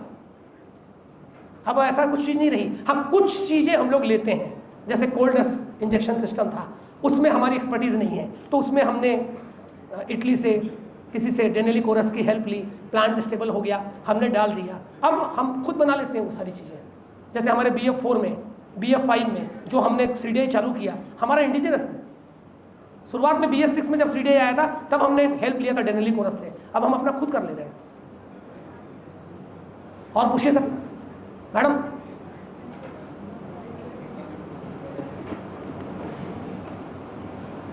बुक बनाने की, ये बहुत जल्दी मेरे को बोलना पड़ा, ये मेरा एकदम कोर एरिया है, सबसे कोर एरिया है। मुझे इस बात का बहुत गर्व है कि आज मेरी प्रेरणा से कम मोर देन 2000 बच्चों की मैंने ड्रीम बुक बनवा चुका हूँ अब तक। मैं नहीं जानता कि वो हम कितने आगे बढ़ेंगे नहीं बढ़ेंगे, और मेरा कनेक्शन इतने बच्चों के साथ है सर जो कहते हैं कि सर इससे हमारा जीवन बदल गया है। मेरा खुद का जीवन बहुत बदला है सर इससे। ये बात मेरे पापा बोला करते थे कि लिखना चाहिए, लेकिन जब मैं एक सिस्टम से जुड़ा 2000 में, और उसके बाद मैंने इस चीज़ को देखा, तो मेरी बुक पढ़ने की आदत बनी। मतलब मेटलर्जी की तो पढ़ते ही रहते हैं, अब MTech कर लिया, MBA कर लिया, तो वो लाइब्रेरी अलग है ही है, लेकिन ये जो है नॉन टेक लाइब्रेरी, इसमें करीब 300 किताबें मेरे पास हो गई हैं। हर फील्ड की किताब मैं खरीदता हूँ, रखते जाता हूँ, बहुत कुछ बता सकता हूँ इस फील्ड में। तो कौन कौन को लगता है कि वो अपनी ड्रीम बुक बनाएगा? आज इस क्लास में बैठे हुए कितने लोगों को लग रहा है कि ड्रीम बुक जैसी कोई चीज होनी चाहिए लाइफ में? क्या आज आप करेंगे ये काम? करेंगे? करके देखिए, अगर इसमें कुछ मदद चाहिए तो मुझसे बात करिएगा। लास्ट में मेरा नंबर है यहाँ पे, आप मुझसे पर्सनली भी कांटेक्ट कर सकते हैं, आप लोग एक ग्रुप भी बना सकते हैं, और इसमें मेरे को भी जोड़ दीजिएगा, मुझे एडमिन बना के। मैं इसमें बेसिक्स आप लोग को पूरा बता दूंगा, शुरुआत का कैसे स्टार्ट करना है आपको। फिर इंडिविजुअल्स के कुछ लाइफ प्रॉब्लम्स रहते हैं, आपको जरूरी नहीं कि आप ग्रुप में बात करें, उसको 1 to 1 भी आप मेरे से बात कर सकते हैं। मैं मोस्टली 7 से 9 के बीच में घर में जब रहता हूँ तो ये भी परेशान रहती हैं, मैं बैठ के बच्चों से बात करता हूँ काफ़ी चीज़ों में, क्योंकि मेरे को मालूम है सर कि ये सबसे इम्पोर्टेंट कंट्री चेंज करने वाले, अपने हर घर की फैमिली चेंज करने वाले यही लोग हैं। और मेरे पास इतने उदाहरण हैं, इतने बच्चे मेरे साथ हैं जिनके पेरेंट्स नहीं हैं। खासकर पॉलिटेक्निक में बता रहा हूँ मैं, वो बच्चे पढ़ने आते हैं जिनके पेरेंट्स 2-3 लाख भी खर्च नहीं कर सकते। नहीं तो वो रूंगटा संकरा जा करके इंजीनियर नहीं बन जाते, क्यों डिप्लोमा करते? सारे बच्चे वही हैं, बहुत अंदर फायर है। ऐसे बच्चे हैं जो लड़कियां सेलेक्ट हो गई हैं लेकिन पेरेंट्स उनको जाने नहीं दे रहे हैं, एकदम छत्तीसगढ़ के बच्चे हैं। अभी एक लड़की 2 साल पहले की बात है, उसका सिलेक्शन हो गया इसमें JSW में, तो उसके पेरेंट मेरे से पूरे छत्तीसगढ़ी में बात की है कि हमन कभी लड़की बाहर नहीं भेजन, और ये बाहर जही बोलते कैसे छोड़बो एला। मेरे वो बिल्कुल खेती किसानी वाले आदमी हैं, हमारे यहाँ से कोई लड़की बाहर नहीं गए हैं। मतलब आप जाइए इनके साथ, जाके देखिए कि आज जो कंपनियाँ JSW या JSPL, कितने अच्छे लड़कियों को रहने की जगह, आने जाने का सब कुछ, और 25,000 तनख्वाह बोलते हैं, आपका पैसा मिले ही। उनको लग रहा है कि उतना पैसा भी मिलेगा कि नहीं मिलेगा। They have change their life sir. उनमें से कितने बच्चे हैं, मैंने अभी खैरागढ़ में एक प्रेजेंटेशन दिया, मेरे से जुड़े हुए जो बच्चे आए प्लांट, आज से 8-10 साल बच्चे, मैं सबको बोला पढ़ो बेटा, इसके बाद पढ़े, जैसे मैंने किया। सब वो ज्वाइन किए 25-30 हज़ार में, बाद में उन्होंने बीटेक कर लिया, आज कोई ऑफिसर हो गया कहीं और चेंज कर दिया, टाटा चले गए, अंगुल चले गए, 7 लाख का 8 लाख का पैकेज। तो बहुत चेंजेस आ रहा है, इस पर मैं काम कर रहा हूँ sir, and I am very happy with that. तो मैं आप लोग को भी बोलूँगा कि प्लीज़ ड्रीम बुक बनाइए और बड़े सपने देखिए। वो जो एक ये जो जगह जो आई ना, ये बहुत इंपॉर्टेंट चीज़ है बॉस।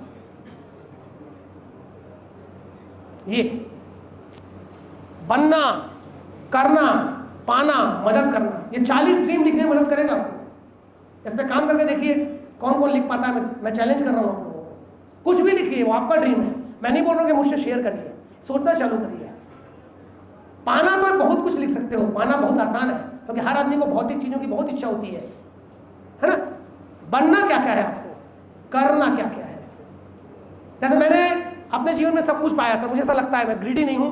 2-3 घर बना लिए, बेटी सफल हो गई, गाड़ी ले लिए, SUV ले लिए, पैसा जमा हो गया, लगता है ये ठीक है, बहुत है, पेंशन भी मिलेगी, पैसा जमा भी हो गया, इसके पीछे क्या भागना है ना। मेरे को, मैं अपनी बात कर रहा हूँ, बहुत जगह से बुलावा भी आया, SR हो गया, कहीं JSW, अभी भी बोलते हैं कि रिटायरमेंट के बाद यहाँ ज्वाइन कर लेना, वो सब हो जाएगा। लेकिन जब आप ये लिखते हैं करना, तो लगता है कुछ करना है और भी कुछ करना है, क्योंकि एक जीवन मिला है तो कुछ क्या कर सकते हो आप, नौकरी करते हुए क्या कर सकते हो।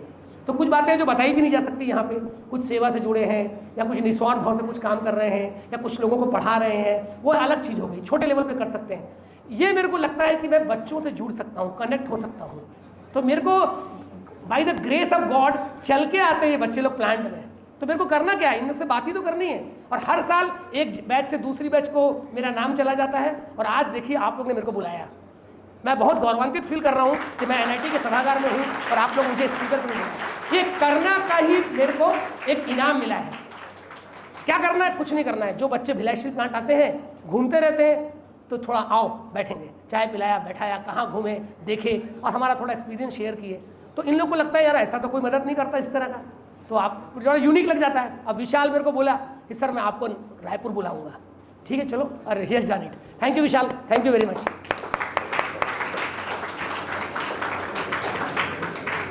और पूरी फैटर्निटी को भी धन्यवाद सर। और कुछ पूछना चाहे, कोई ऐसे बात पूछिए जो सबके काम आए। डर लगता है? Just 1 minute. If you have any questions, please. इस चीज का डर लगता है क्या कि जीवन में जो चाहते हैं उसको पाएंगे कि नहीं? No questions. Okay, if you have any more questions, you can write or you can call in. Okay. Or you are going to visit BSP surely and you are going to... Please, most welcome. Definitely. All are welcome, sir. ठीक है sir, thank you sir, thank you sir, thank you. पता नहीं मैं क्या बोल पाया कि नहीं। Nice talk. Thank you. Thank you sir, thank you ma'am. Thank you so much, sir. Your words have left the last ink. In fact, we are truly honored by your presence. Now I would like to call Mr. Sudip Kumar Singh sir to present vote of thanks on the behalf of whole Metro team.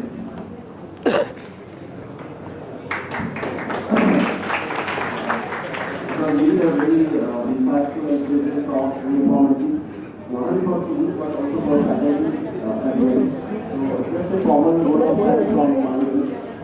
Extend my sincere gratitude to our esteemed speaker, Vikas Neshine, who has managed his precious time for us and for sharing his insights and experience of 35 years experience at the Steel Plant. An approach to tackle the leadership problems and inspired with us today in this session. And in this session, we understood that how industry really works and will ground knowledge needed for it. Also, your valuable contribution has enriched our understanding of today's industry scenario and inspired thoughtful discussions. Thank you for your time, sir, your knowledge and engaging presentation. We truly appreciate your presence and we look forward to forge our future with you and further collaborate. Thank you, sir.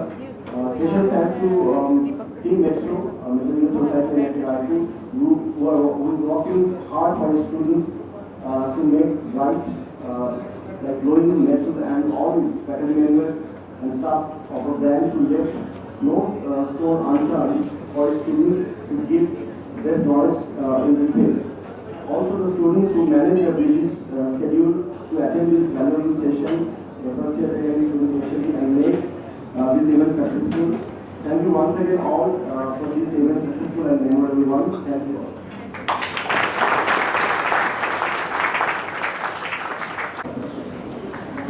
Thank you sir. लोग कुछ भी तरीके से,